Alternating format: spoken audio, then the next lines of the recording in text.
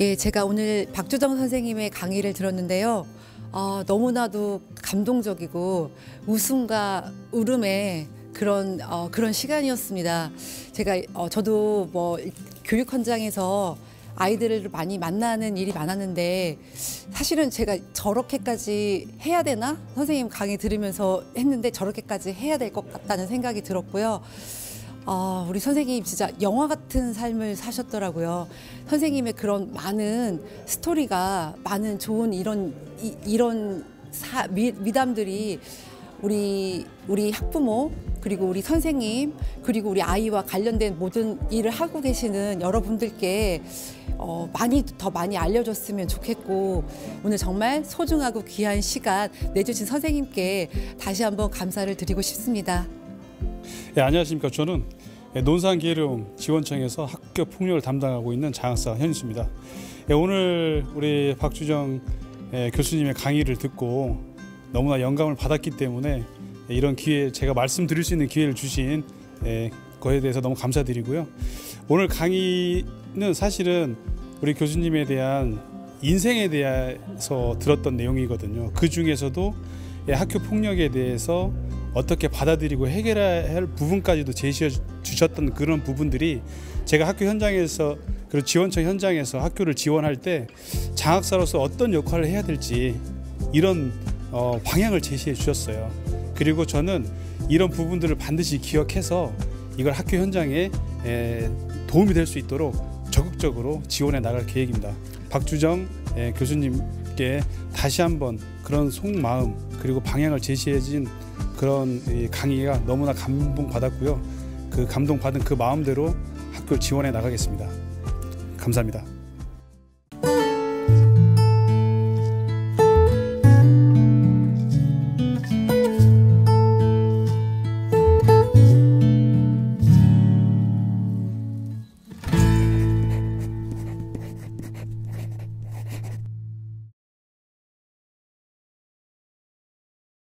여러분, 강주에 오신 것 환영합니다. 근데 세상에 더 재밌는 데로 가시지 어떻게 코스를 가셨습니까?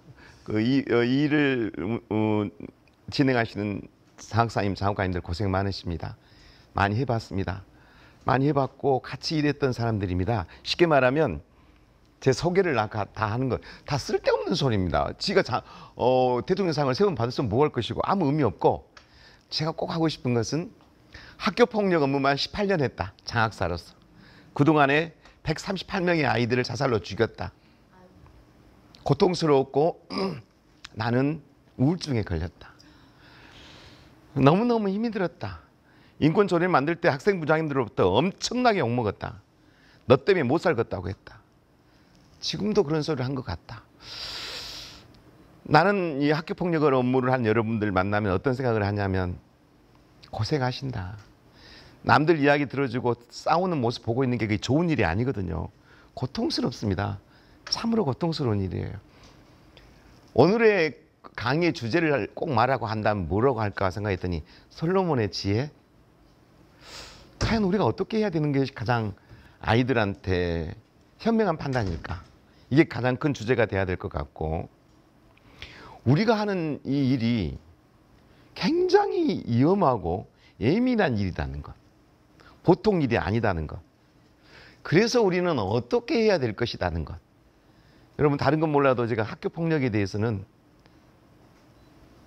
참 오랫동안 했습니다. 장학사 18년에다가 학교 폭력으로만 성폭력, 자살, 안전사고, 악성 민원, 체벌, 이게 내 업무였습니다. 고통스러웠어요. 너무너무 고통스러웠어요. 오직에서 우울증이 걸렸겠습니까? 138명의 아이들이 죽은 현장 중에 한 120분은 제가 갔습니다.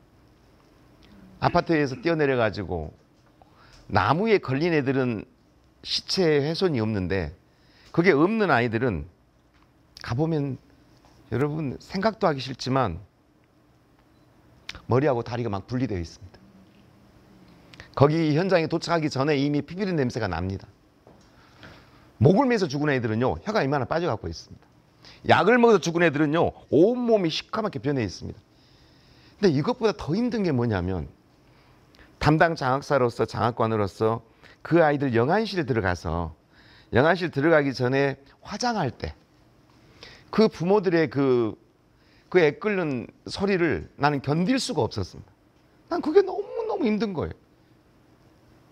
그게 좀 한 10번 되면 그게 무뎌진다고 하는데 나는 고통스러워서 살 수가 없더라고요.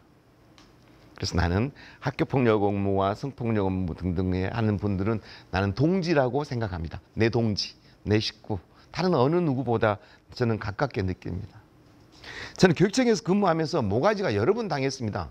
모가지가 여러 번 떼어졌어요. 교육청 장학사가 된 지 3일이 됐어요. 여러분, 시교육청 장학사 되기 전에 대부분 지역교육청을 돌리거든요. 되게 인턴으로 돌립니다. 근데 저는 뽑히자마자 교육청에다가 데리고 들어간 거예요. 업무가 아까 말한 대로 학교폭력, 성폭력, 자살, 안전사고, 악성 민원, 이거 네 업무다. 그 당시에는 장학관 한 명에 장학사 2명이 있던 시절입니다. 통계도 뭔 통계가 그렇게 많았는지 낮에 내내 악성 민원에 시달리고 밤에 일했습니다. 밤에. 그러면 집에 들어가면 12시가 거의 다 되고 그러는데요. 3일째 되는 날 전화를 받았어요. 장학사. 네, 강주시 교육청 민주인권생활교육과 박주정 장학사입니다. 딱 이렇게 받았거든요. 그랬더니 전화 속에서 어떤 여자가 장학사란 말 빼 이 새끼야. 그날 깜짝 놀랐어요. 3일 됐어요. 그래서 정신을 바짝 차리고 그렇게 말씀하지 마십시오. 저도 인권이 있습니다. 딱 이랬어요. 인권이 있고 말고 이 새끼야. 장학사는 말 빼 이 새끼야. 왜 그러십니까? 내가 그랬어요. 그랬더니 저기 초등학교 그 담임선생님 모가지 잘라. 나한테 이러는 거예요. 그래서 어머니 무슨 말을 그렇게 하세요? 모가지를 자르라뇨. 뭐 때문에 자르야 되는데요? 그랬더니 우리 아이가 아무 잘못도 없는데 학교에서 전학을 가라겠다. 이러고 약을 쓰는 거예요. 기가 아파 죽겠어요. 그래서는 지금 같으면 그렇게 말 안 했을 것 같은데 그때는 장학사 된 지 3일 됐거든요. 어머니 아무리 생각해도 아이가 아무 잘못이 없는데 학교에서 전학 가라고 했을 리가 없습니다. 이렇게 말을 했어요. 그런데 뭐이 이 새끼야? 욕하지 마십시오. 뭐이 새끼야? 내가 지금 그 아이가 이러저러 해서 잘못이 없는데 전학을 가라고 했다는데 네가 뭘 알아? 그래서 나보고 어쩌란 말입니까? 얼른 가서 모가지 잘라. 아, 그렇게 아니고 제가 조사를 먼저 한번 해보겠습니다. 먼저 모가지부터 잘라. 아, 제가 조사부터 먼저 하겠습니다. 이 사람이 자꾸 뭐라고 하냐면 잘라. 단문이에요. 그래서 내가 나도 모르는 사이에 못 잘라. 근데 그렇게 돼버린 거예요. 잘라, 못 잘라, 잘라, 못 잘라. 그 옆에 있는 장학관이 계셨어요. 장학관은 눈을 뜬지 안 뜬지 모르는 눈을 갖고 있어요. 이렇게. 그 장학관이 나를 이거 쳐다보더니 자네 지금 뭐해? 있잖아. 아니 어떤 아주머니가요 저한테 모가지를 잘라본다 그러잖아요. 그래서 그 자리가 원래 그런 자리요. 뭐 어쩌란 말이에요. 자네 봐봐. 이 장학관 장학사들이 자네처럼 큰 소리로 말하는 놈이 있는가? 조용하잖아 다. 근데 인자 장학사들이 3일 돼가지고 잘라 못 잘라 무슨 소리야? 막 야단을 치는 거예요. 눈물이 나오더라고요. 그러고 있는데 그 당시에 그 과장이 여자분이에요. 교육감 선거도 나왔던 분인데 이분이 나를 불러들이는 거예요. 어이 김장학관 그거 데리고 와. 박주정 장학사. 끌려갔네요. 과장실로. 나를 딱 쳐다보더니 손가락질하는 거예요. 박 장학사 시험 보고 들어왔어? 안 보고 들어왔어? 이러는 거예요. 그 맥락을 알아야 되는데 나는 그 말의 맥락을 모르고 나 수석으로 합격했는데요. 수석으로 장학사 된 놈이 그 정도야? 뭘 말입니까? 민원 전화 받는 태도가 과장님 그게 아니라요. 그 아주머니가요. 먼저 저한테 욕을 했다고요. 그러니까 또 아주머니란 거 봐봐. 학부모님께서 욕을 하셨습니다. 이렇게 말해. 네, 알겠습니다. 그러면서 그 과장이 김장학관 저 데리고 가서 교육 좀 시켜. 끌려갔네요. 속으로 나 그만 장학사 안 할 것인데 괜히 왔다. 정말 장학사 내가 하고 싶어서 온 것도 아니었어요. 다음에 말씀드릴게요. 그럼 옥상으로 이제 끌려갔네요. 눈을 깜빡깜빡하면 눈을 안 떠요. 눈을 떴는지 안 떴는지 몰라요. 그러면 밤에는 피면서 나한테 이러는 거예요. 앞으로 자네는 전화 오면 이렇게 말해. 네, 알겠습니다. 조치하겠습니다. 이 말만 해. 네, 알겠습니다. 아주 작은 소리로. 네, 알겠습니다. 조치하겠습니다. 이 말만 해. 다른 말 하지 말고. 알겠습니다. 그리고 이제 입이 이만 안 나오고 앉았어요. 하루 종일 민원질을 하니까요. 전화를 받았어요. 그냥 성의도 없이 네 알겠습니다. 조치하겠습니다. 진짜 쉬워. 그냥 막 넘어가는 거야. 별일도. 그래서 한 3일간 해봤더니 별것도 아니구만 이 업무. 네 알겠어. 조치 이 말만 하면 되겠구만. 딱 그러니까 자신감이 생기더라고요. 한 2달이 되고 나니까 자신감이 완전 생겨버렸어. 별것도 아니야. 네 알겠어. 조치. 그리고 이제 전화를 하면서 민원을 전화를 받으면 맨날 똑같은 소리예요. 그러니까 나는 내 일을 하면서 네 알겠습니다. 조치하겠습니다. 네 알겠어요. 그래서 술술술 넘어가는 거예요. 별것도 아니구만. 이러고 이제 자신감을 가졌는데 어느 날 막 똑같은 말을 계속 해. 듣기도 싫어. 네 알겠어. 내 일을 하고 있는데 이 사람이 남자예요. 지금 내 말 듣고 있습니까? 안 듣고 있습니까? 나 듣고 있습니다. 그래요? 나는 지금 안 듣고 있는 것 같습니다. 전화선으로. 그럼 내가 바로 전에 했던 말이 뭐였습니까? 생각이 안 나네. 생각이 안 나. 왜냐면 똑같은 말을 계속 하니까 안 들어버렸어. 안 들어버려. 가만 기다리세요. 가만 안 둘 테니까. 쫓아온다는 거예요. 작업관님한테 저희가 말씀하신 대로 네 알겠습니다. 조치하겠습니다. 했는데 안 되는데요. 이게. 이 사람은 박자가 맞아요. 박자가 안 맞았다는 거예요. 그리고 그 사람이 말이 끝난 다음에 네 해야지. 네 알겠. 그럼 어떻게 해야 됩니까? 빨리 출장 가. 내가 맞이할 테니까. 이 사람은 가만히 있을 사람이야. 출장 갔어. 또 여러분 도가니 사건이 벌어졌습니다. 도가니 사건 벌어졌을 때 나는 생활도 담당 장학사였지 특수교육 담당 장학사가 아니에요. 그리고 그 업무는 특수교육 담당 장학사 여자 장학사의 업무예요. 근데 그러한 일이 벌어지고 다 끝났어 다 어찌됐든. 근데 영화에서 도가니라는 영화가 나오기 시작해. 그러니까 또 난리야 이제. 또 세상이. 그럼 누군가를 잡아넣어야 돼.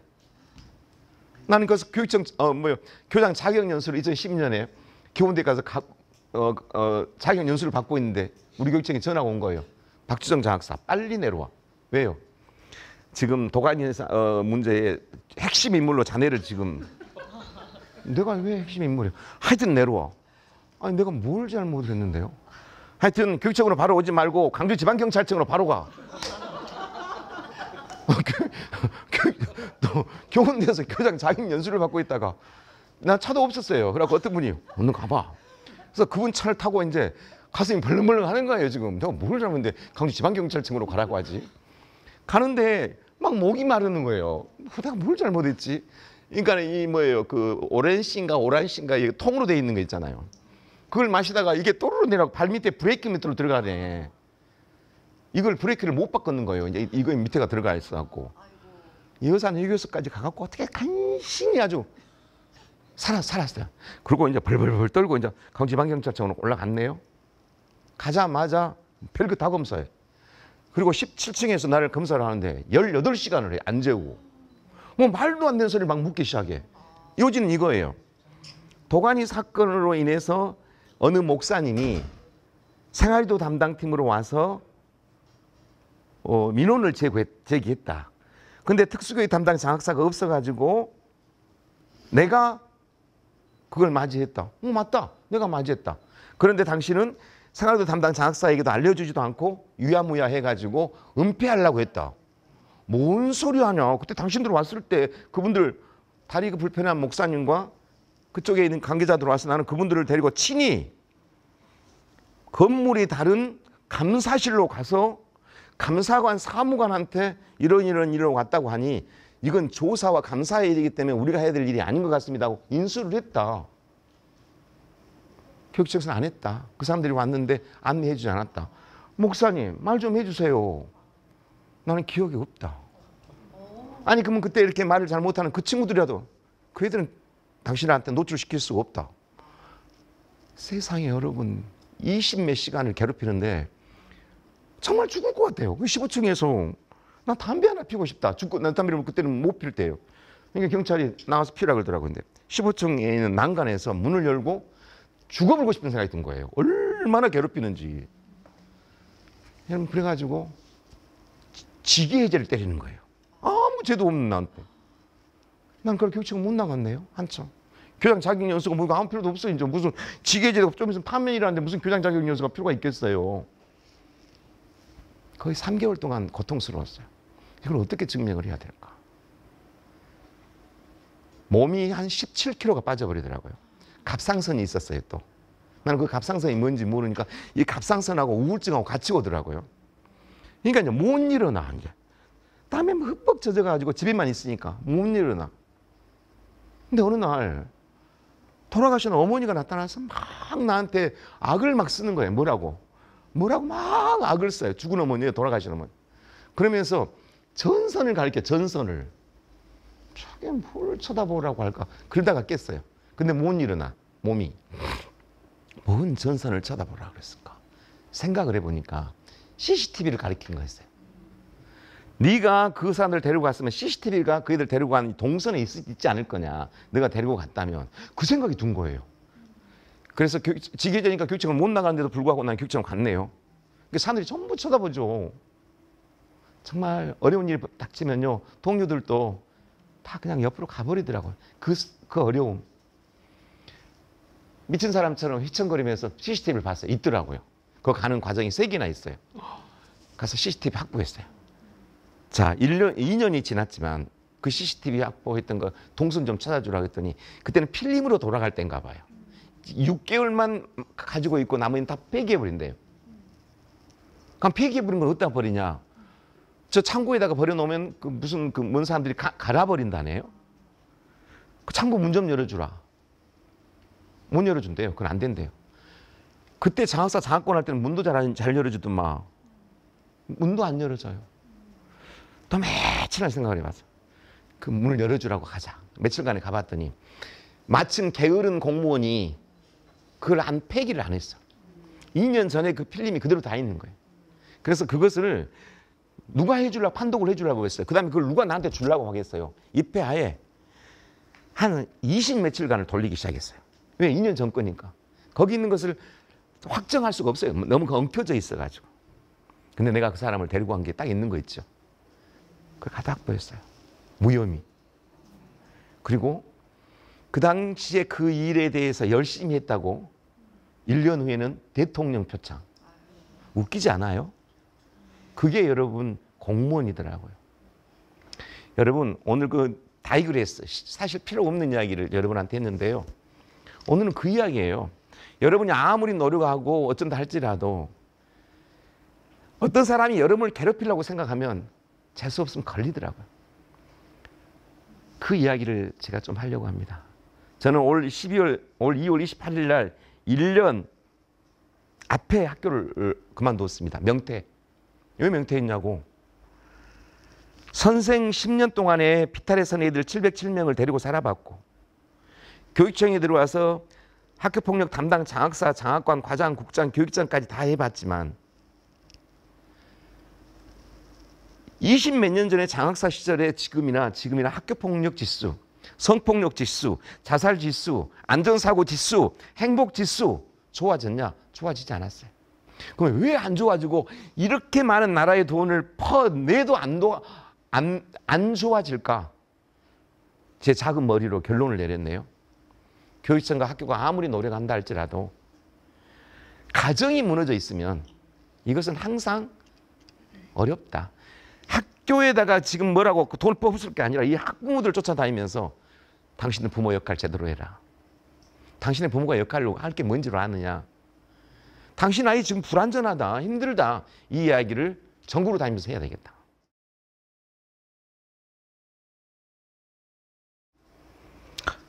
금방 마지막 멘트가 교육청도 학교도 누구도 나를 보호해 주지 않았다라는 멘트를 듣고 우리 교육청은 생각을 하셔야 됩니다. 아, 쌤들이 어려웠을 때는 옳고 그름을 따지기 전에 먼저 정석 지지를 해줘야겠구나라는 반성을 먼저 하셔야 된다라고 저는 요구를 하고 싶고요. 어찌됐든 전주의 한 초등학교 교감 선생님이 뒷짐을 주고 뺨을 맞는 장면을 여러분 보셨을 겁니다. 손이 없는 게 아니라 그 교감 선생님 손이 장애가 아니에요. 이렇게 했을 때 빌미를 줬다 할까 봐 맞는 장면이 지금은 현재 학교의 자화상입니다. 눈물이 났어요. 누가 잘못을 한 게 아니라 어쩌다가 이렇게 된 걸까? 이놈의 학교가 왜 이렇게 돼버린 걸까? 왜 이렇게 와글와글하고 모든 걸 법으로만 해결하려고 해서 더욱더 힘들어지는 걸까? 무엇부터 잘못된 걸까? 이 생각을 저는 해봤습니다. 여러 가지 장면인데요. 저는 이 장면들, 이 모든 PPT를 여러분한테 공유할 겁니다. 근데 시간 관계상 저는 넘길 거고요. 그러든 저러든 나는 여러분들이 오늘 학교폭력 전담 조사관, 학교폭력 심의위원회라고 한다면 이 이야기를 하지 않아야 돼요. 다른 이야기를 해야 돼요. 어떤 이야기를 해야 되느냐? 여러분, 학교폭력 조사관에 의해서 학교 선생님들과 바깥에서 엄청 고마워하고 감사하고 전지전능하다고 생각하면서 너무 고마워하고 있나요? 한번 물어보고 싶어요. 반반이에요. 반반. 그분들이 오셔가지고 일은 들었어요. 근데 어차피 선생님은 우리가 해야 되는 일이거든요. 별로 피부로 못 느껴요. 이런 선생님도 있어요. 그리고요, 학부모들은요, 그분들 선생님들도 아니잖아요. 학교에서는 왜 자기들 선생님들, 아이들 가르치는 선생님들이 왜 외부에 있는 그런 법을 개통한 사람한테 넘겨버린대요? 그럼 학교는 뭐 한 곳인데요? 라고 하는 사람도 있어요. 학교폭력심의위원요, 거 가면요, 재판관이 따로 없대요. 뭔 말을 하면요, 다 잘라버리고요. 우리 말을 들어주도 안 해요. 불만도 있어요. 그리고 어떤 심의위원님은 어느 가해자하고 가깝대요. 그래가지고요, 이미 심의위원들을 다 매수해가지고 그랬대요. 말도 안 되는 억측. 얼마든지 할 수 있는 거예요. 그리고 여러분들이 어떤 내리는 결론에 의해서 나는 솔직히 말하면 학교에서 심의위원회가 지역교육청으로 가는 거에 대해서 찬성을 했던 장학사이기도 했어요. 왜? 학교가 너무너무 힘들었어요. 그러나 효율성으로 본다면 선생님들이 해야 돼요. 학교에서 해야 돼요. 왜? 학교만이 그 일을 제일 잘 알아. 평등의 잣대가 문제가 아니라 그 아이에 맞는 잣대. 저쪽에서는 감옥을 보내야 될지라도 이 학교에서는 감옥을 안 보내도 될 수 있는 상황이 있어요. 그 해법을 찾아줘야 되는데 이 법의 평등에만 우리가 너무나 매몰되어 있어가지고 거의 평등만 생각하려면요, 사람이 필요 없어요. 컴퓨터에다가 이러이러한 조건 주고 이랬을 때는 어느 정도 벌이 나오니? 네 가지 조건에 들어가 안 들어가? 이렇게 물어보면 다 할 수 있는 거예요. 왜 여러분들을 거기다가 모셨겠어요? 여러 가지 변화된 상황이 있지만 평등보다 사람들의 것보다 더 중요한 것은 이 아이가 처해져 있는 이 상황에서 가해자는 어떻게 하는 게 빨리 사람으로 돌아오고 피해학생은 어떻게 해야 빨리 복원이 될까? 여기에 초점이 돼야 된다고 나는 봐요. 그러면은 그 벌은, 징계는 그 애들이 빨리 할 수 있도록 최소한만 주고 어떻게 치유할 것인가에 관계를 갖고 있어야만 된다고요. 피해학생 학부모한테, 가해학생 학부모한테, 우리가 특히 가해학생 학부모한테 우리 심의위원들이 갑질을 혹시 하고 있지 않나 생각해 볼 필요도 있어요. 조용히 하세요. 그만 좀 하세요. 반성 좀 하세요. 그러니까 이게 그러죠. 이 말이 막 하고 싶을 때가 한두 번이 아니에요. 저도 심의위원으로서 6년인가 7년인가 했고요. 강주시청에 있는 그때는 대책위원회인가 거기서도 3년인가 했어요. 거기 갔다 한 3시간 정도 거기 듣고 보면은 화가 나서 미칠 것 같아요. 너무 화가 나. 누구한테 화가 나냐? 가해 학생 부모의 그 뻔뻔함. 저러니까 저 새끼가 저러지. 아이 잘못했다 그러고 정말 그건 다음부터 그렇지 않겠다 하고 정말 눈물에서 보이면서 하면은 봐주고도 싶은데 그 말을 해버리면 우리는 불려준다니까 거짓말인지 뻔히 하는 이야기를 계속 아이한테 종용을 하고 있는 모습을 보고 큰일이다. 또 피해학생 질질 짜고 징징대고 계속 삐진 소리만 하고 아이고 미쳐버렸다. 그럼 그 피해학생 또 학부모들은 악다구니가 그냥 목소리도 어쩜 그런 목소리가 그런 사람만 못 뽑아갖고 온 것 같아. 미치겠어요. 저 듣기 싫어가지고. 그럼 한번 이야기를 하면 얼마나 급함을 내고 이야기가 그 이야기를 잘라볼 수도 없고 듣고 있는데 환장하고 집에 들어가면 꿈에 나타나 화가 나서. 그랬거든요. 그 이야기를 사실은 오늘 해야 돼요. 해야 되는데 학교 현장을 좀 더 이야기해 주는 게 더 나을 것 같아요. 학교에서 여러분이 오늘은 조사가 아니고 심의위원님이라고 생각하지 마시고 학교 선생님이라고 생각을 한번 하고 한번 들어보게요. 이걸 보여주니까 어떤 분은 사진을 찍고 난리가 났는데요. 사진 찍은 사람 치고 집에 가서 본 사람 한 명도 못 봤어요. 절대 안 봐. 차라리 머리로 애우려고 한 사람이 나아. 안 봐. 학교에서는 이건 장학관님이 아셔야 될 일이고 장학생이 알아야 될 이야기인데요. 어떤 학교에서는 큰 문제가 발생을 했는데 조용히 해결을 해요. 은폐하라는 이야기는 아니에요. 큰 문제가 발생했는데도 아주 지혜롭게 조용히 해결하는 학교가 있고 어떤 학교는 별것도 아닌데 침소 붕대가 돼가지고 브로커가 들어가고 기자 들어가고 난리를 한 학교가 있어요. 그럼 장학사 입장에서는 어떤 학교가 이뻐요? 큰일이 보였지만 조용히 잘 처리하는, 은폐하는 이야기는 아니에요. 잘 처리하는 그 학교가 이쁘죠. 학교도 마찬가지죠. 교장님 선생님에 따라서 너무너무 달라요. 어떤 문제가 발생하면 어떻게 하냐, 어떻게 큰일 났다, 이런 거 어떻게 해야 돼? 어이 부장 빨리 어떻게 말 좀 해봐. 난 모르겠어. 좀 해봐. 교장이 중심을 못 잡고 허둥대는 교장, 일을 크게 만들어요. 그럼 어떻게 해야 되냐? 학교에서 일어나는 일들이 차라리 하나이가 하나이를 때려가지고 이빨이 깨지고 많이 다쳤다, 이 일은 해결해야 쉬워요. 해결하기가 쉽다고. 때린 놈 있고 이 맞은 만큼 벌 받으면 돼. 근데 이걸 학교 폭력이라고 할 수 있냐 없냐 막 이런 것들, 그리고 쌍방이니 많이 했던 것들, 그리고 저희가 빌미를 줬니 말았니 했던 이야기들, 특히 여학생 사건, 학교 폭력 과장을 하고 있는데 담당 장학관이 와서 막 보고를 하는 거예요. A라는 아이가 B를 만나갖고 B를 만나서 C가 어쩌고 저쩌고. 그러니까 그게 어쩌나 결론이 뭐라고. 아니 나도 이해를 못하겠어요. 학교에서 들어온 보고서를. 뭐 당신이 못한 걸 나한테 어떻게 설명할 거예요. 그래서 읽어주잖아요 지금. 그러면 그냥 가만히 있어봐. 당신 바쁘니까 내가 그냥 학교 학생부장 내가 전화할게. 이렇게 과장님이 해도 돼. 아니, 당신 바쁘니까 그거 해. 그냥 내가 할게. 학생부장 나 박주정 과장이에요. 고생하시죠. 거기서 보고서가 올라왔는데 조금 이해가 좀 안 돼서 보충 설명 드리려고 전화했네요. 학생부장이 나도 모르겠어요 그 말이. 아니 그 본인이 기록 작성한 거 아니에요. 작성했지만 나도 모르겠어요. 그게 뭔 말이에요? 한번 나와 보세요. 갔네. 과장님 했던 말 다시 한번 설명하. 아이가 3명이잖아. A, B, C. 그러니까 A라는 아이가 B를 좋아했는데 B라는 애가 C를 좋아하니까 C라는 애가 뭐 A하고 다퉜다 막 그런 거예요. 그러니까. 그런 거면 나도 쉽죠. 그럼 뭐예요? A라는 아이가 B라는 아이를 다리에서 만났다. B라는 아이를 만나기 전에 A가 C라는 이모, C의 이모의 남자친구를 만나갖고 남자친구가 B 학생의 엄마를 만나게 한 다음 그 엄마가 아는 남자친구가 A를 그게 뭔 말이요? 그렇게 엉켜져 있어. 그렇게. 내가 봐도 모르겠어. 그래서 칠판에 썼어. A, B, C. 그 흐름도를 해도 모르겠어. 그러면서 나한테 그 학생부장이 뭐라 그러냐면 이 진술 별로 의미 없어요. 왜요? 이 학생들은요 숨 쉬는 거 빼고는요 믿을 수가 없어요. 다 거짓말이에요.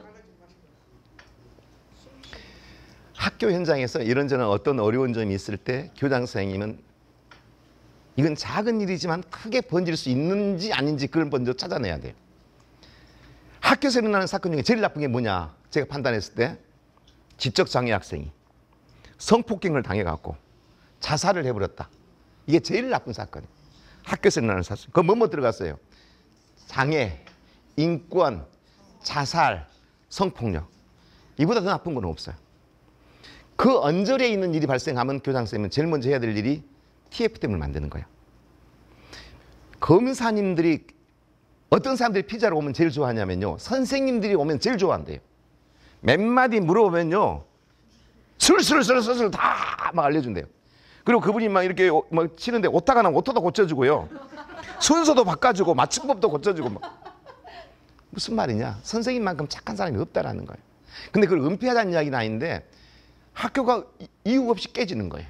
무너져버린 경우가 너무 많아요. 특히 기자님들이나 이분들이 와서 이분 저분에 들쑤시고 다니다가 만들어버리면 뭐라고 할 말이 없을 때 만들어버린 거예요. 그래서 교장선생님 제일 먼저 자 이런 사건, A라는 아이가 B라는 아이를 때리고 있었다. 심하게 맞은 아이가 지도 화가 나니까 지도 한번 때렸다. 하필이면 그때 담임선생님이 들어갔다. 싫어합니다. 둘 다 싸운 줄 알았다. 선생님 둘 다 뺨을 때렸다. 사과해 이놈의 식구들. 그리고 교무실을 갔다. 이 맞은 아이는 화가 나니까 옥상에 올라가서 뛰어내려버렸다. 머리부터 박았다. 즉사했다. 강주에서 일어났던 일이에요. 큰일이에요 작은 일이에요? 큰일이죠. 이럴 때는 교장선생님 뭐예요? 자 정신 차리자. TF팀을 만들자. A부장은 사건을 분명히 잘 조사해라. B부장은 그 피해 학생 부모하고 긴밀히 연락해라. C부장은 교육청에 보고를 정밀하게 해라. 교감선생님은 인터뷰는 어느 사람도 하지 마라. 교감선생님만 해라. 이 교감선생님 인터뷰도 우리 TF팀에서 어느 선까지 공개하고 어디까지 이야기할 것인가만 서로 이렇게 일사불란하게 딱 나가야만이 해결이 되는데 그거 한번 말해봐. 나는 모르겠어. 자네가 말했는가? 나는 임자 들었네. TF팀을 만들어라. 두 번째, 학교에서 교원이 잘못하고 사건이 났을 때 교장으로서의 역할이 뭐냐면 이 선생님은 문제를 일으킬 줄 알았어. 그렇게 불안해. 말 한 개씩 뭔 일이 터질지 몰라. 그래서 몇 번 말했어. 말 좀 조심하소. 아무래도 저 위험하네. 저 스타일이에요. 에이, 그래 조심해. 근데 결국은 싸움을 해갖고 엄마하고 이제 붙어갖고 이제 민원이 생겼네. 교장 선생님 화가 나갔어요, 안 나갔어요? 내가 말했죠. 선생님, 내가 몇 번 말했잖아. 제발 말 좀 조심하라고. 왜 그래? 지금 당신 때문에 지금 학교가 난리가 나버렸어. 교육청에 전화 오고 학교 교장한테 전화가 몇 통을 받았네. 미치겠네 내가. 언너 그 학부모한테 가서 빨리 가서 빌든지 가서 돈을 갖다 줬는지 언너 내가 언너 정리 좀 해. 좋은 방법, 나쁜 방법. 최고 나쁜 방법. 그렇게 하면 절대 안 돼. 여러분, 실화 이야기야, 실화. 전전 교육감 시절에 이게 우리 교육청에 있는 나는 교육감님을 3분 모셨어, 3분. 근데 이 3분 다 나한테 사기치고 갔어. 박 장사, 학교부 그녀 엄마랑 너무 고생하지. 조금만 고생해. 내가 딴 데로 보내줄게. 그래놓고 정년이하고 돌아가셨어. 또 새 교육감이었어. 고생한다고 말 들었어. 최선을 다해주면 나 곧 좋은 자리를 만들어줄게. 또 그분은 2년만 하고 가버렸어. 새로운 교육감이 12년을 했어. 조금만 있어요. 조금만 있어요. 한 번도 승진이고 뭐 해준 적이 없어. 근데 이 장학관이나 과장이 교육감실에 가면 교육감들은 다 싫어해. 다른 과장이 오면 민주인구과정이 아닌 인사과정이 오면 교육감들은 왔어? 뭔 일이야? 막 이렇게 하는데 내가 들어가면 뭐야? 누가 죽었어? 아주 싫어해 나를 다. 학교도 내가 전화하면 뭔 일이요? 우리 학교 뭔 일 있는가요? 다 싫어하는 사람이에요. 그런데 어찌됐든 학교에서 이런 문제가 발생하면은 교원을 철저히 보호해야 되는데 하필이면 이 교육감이 내일 모레 재선을 나가려고 하는데 A초등학교 선생님이 어떤 잘못을 벌였냐면 초등학교 2학년 아이가 오줌을 쌌어. 근데 이걸 말려야 되겠어. 그러니까 아무 생각 없이 바깥에 내보내갖고 햇빛에 말렸어. 그리고 말린 걸 말려놨다는 걸 잊어먹어버렸어. 그럼 하루 종일 세워놨어. 화가 나갔어요, 안 나갔어요? 그 사실을 안 학부모들이 전체가 자기 자식이 학교에서 학대를 받다고 생각하니까 난리가 나본 거예요. 교육감 내일 모레 선거 나가야 돼. 그럼 누구 업무예요? 나 업무예요. 박주정! 빨리 가봐! 하여튼 교육감들은요, 그 선거 때만 되면 막 민주인권에 엄청나게 관심이 많아지기 시작해요. 그러니까 그때 막 생각지수가 높아진가 봐요. 빨리 가! 예. 갔네요. 교장 선생님이 계셔요. 나 화가 났지요. 교장 선생님 보고 나를 딱 보더니 오셨어요, 장학관님, 과장님. 예. 그 선생님 내가 혼내버렸네요. 지금 방에 넣어놓고요. 내가 혼내버려. 이게 왜 혼내요? 이런 일이 벌어지지 말고 몇 번 말했는데 그런 일이 벌어졌고 내가 혼내버렸네요. 교장 선생님 혼내면 안 돼요. 그건 뭔 말이에요? 지금 그분 핸드폰에 SNS라든가 모두 다 그 사람에 대한 욕으로 온통 폭격을 하고 있고 저 방송에고 뭐 어디 홈페이지고 다 뜨는데 이 사람 지금 얼마나 불안하겠어. 거기 그 교장 선생님 막 그럼 만약 이 교장 선생님 가서 목이라도 내면 못 잘라요. 이렇게 하시죠. 선생님아, 일이 벌어졌다. 우리 지혜롭게 이 문제를 풀어나가자. 이렇게 시작하세요. 만약에 그 선생님을 두고 교장 선생님이 막 나무래면 많은 선생님들이 어떻게 보냐면 우리 교장 선생님은 뭔 일 있으면 꼬리 잘라버리고 자기는 도망가는 사람이구만. 저런 사람한테 충성할 필요가 없어 라고 안 합니다. 의연하게 선생님 마음을 크게 잡아. 내가 도와줄게. 그리고 선생님하고 제일 가까운 비선생님 오라고 그래. 이 선생님 모시고 와서 2층이 아니라 1층으로 되어 있는 병원으로 데리고 가. 그리고 핸드폰 데리고 가지 말고 그 컴퓨터 같은 거 못 보게 해. 선생님이 좀 보호 좀 해줘. 이렇게 조치를 해라. 교원을 보살피는 마음으로부터 시작을 해야 문제가 풀린다. 세 번째, 여러분 이게 전부 다 실화예요. 세 번째, 선생님이 잘못했으니까 빨리 부모한테 가서 빨리 잘못했다 빌고 와. 얼른 빌고 와 빨리 가라고. 지금 가라고요? 그럼 언제 가? 선생님이 갔어요. 어머니, 제가 이번에 아이한테 좀 심하게 했던 담임 선생님입니다. 저 용서를 빌려고 왔습니다. 그럼 그 어머니가 어서 오십시오. 차 한잔 하시죠. 반성하려고 왔나요? 이렇게 받아주는 엄마가 있어요? 없어요. 문 안 열어줘요. 화내요. 선생님 뭘 잘못했는데요? 뭘 잘못했는데 맞는데요? 나 이런 걸 잘못했습니다. 그것 말고는 잘못한 거 없나요? 없는 것 같습니다. 그럼 이건 잘못 안 했나요? 그건 내 일이 잘못한 게 아니고요. 다른 선생님 변명한 것 좀 봐. 변명. 싸움을 시키는 것하고 똑같다. 당사자를 보내지 말라는 거예요. 누구를 보내라는 거예요? 일을 저지른 사람을 가지고 그 학부모한테 갈 게 아니라 일을 안 저지른 사람, 관계가 없는데 이 학부모하고 관계가 좋은 사람을 보내야 돼요. 그 선생님이 가서 그 당사자가 오려고 했는데 제가 다음에 오라고 했습니다. 어머니 마음이 너무나 힘드시죠. 아이고, 그 선생님도 많이 힘들어하대요. 어머니한테 죄송해하고요. 꼭 따라오려고 했는데 제가 못 오게 했네요 라고 말을 풀어줘야 돼요. 그리고 이제 그 어머니한테 이야기를 잘 하다가 위로해 주다가 그런데 어머니 사실 수업 시간에 퍼 자면 다른 선생님들은 다 포기해버려요. 그래도 그 선생님은 아이를 깨워서 수업시키려다가 하는 욕심이 있기 때문에 그런 거예요 라고 이해를 시킬 수 있는 사람이 누가 해요? 다른 사람이 해줄 수 있다고요. 민원이 발생했을 때. 이해됐죠? 이제 이런 것이 여러분 다음에 어떤 일을 할 때 솔로몬의 지혜입니다. 다음에 교감 선생님이 너무나 민원인으로부터 힘들어하는 모습을 보니까 도와줘야겠다고 생각이 들었어. 선생님 걱정 마라. 내가 가서 해결하고 올게. 잘못은 했다. 어머니 나 그 교감입니다. 나 대신 왔네요. 뭘 원하세요? 가만 들어보니까 돈이에요. 지금 돈을 이야기하시는 거죠? 솔직히 말하세요. 얼마? 3천만 원? 에이 그건 너무 많다. 한 2천만 원만 안 될까요? 에이 그럼 중간에 2,500만 하죠. 딱 정리해주고 왔어. 아주 멋있는 교감이요. 학교로 왔어 이제. 그 선생님한테 안 나오고. 선생님아 나 해결하고 왔다. 어떻게 해요? 2,500만 원에 해결하고 왔다. 그럼 그 선생님이 그거라도 너무 좋네요. 나 돈 줘버리고 말지. 나 정말 지긋지긋하네요. 교감 선생님 너무 감사해요 하면 잘 풀리는 거지만 교감 선생님 내가 왜 돈을 갖다 줘야 됩니까? 빌미는 누가 제공을 했는데요. 그럼 교감 선생님도 지금 내가 잘못했다고 생각하면요 라고 대들 수가 있어요. 이거 다 싫어합니다. 그럼 어떻게 해야 돼요?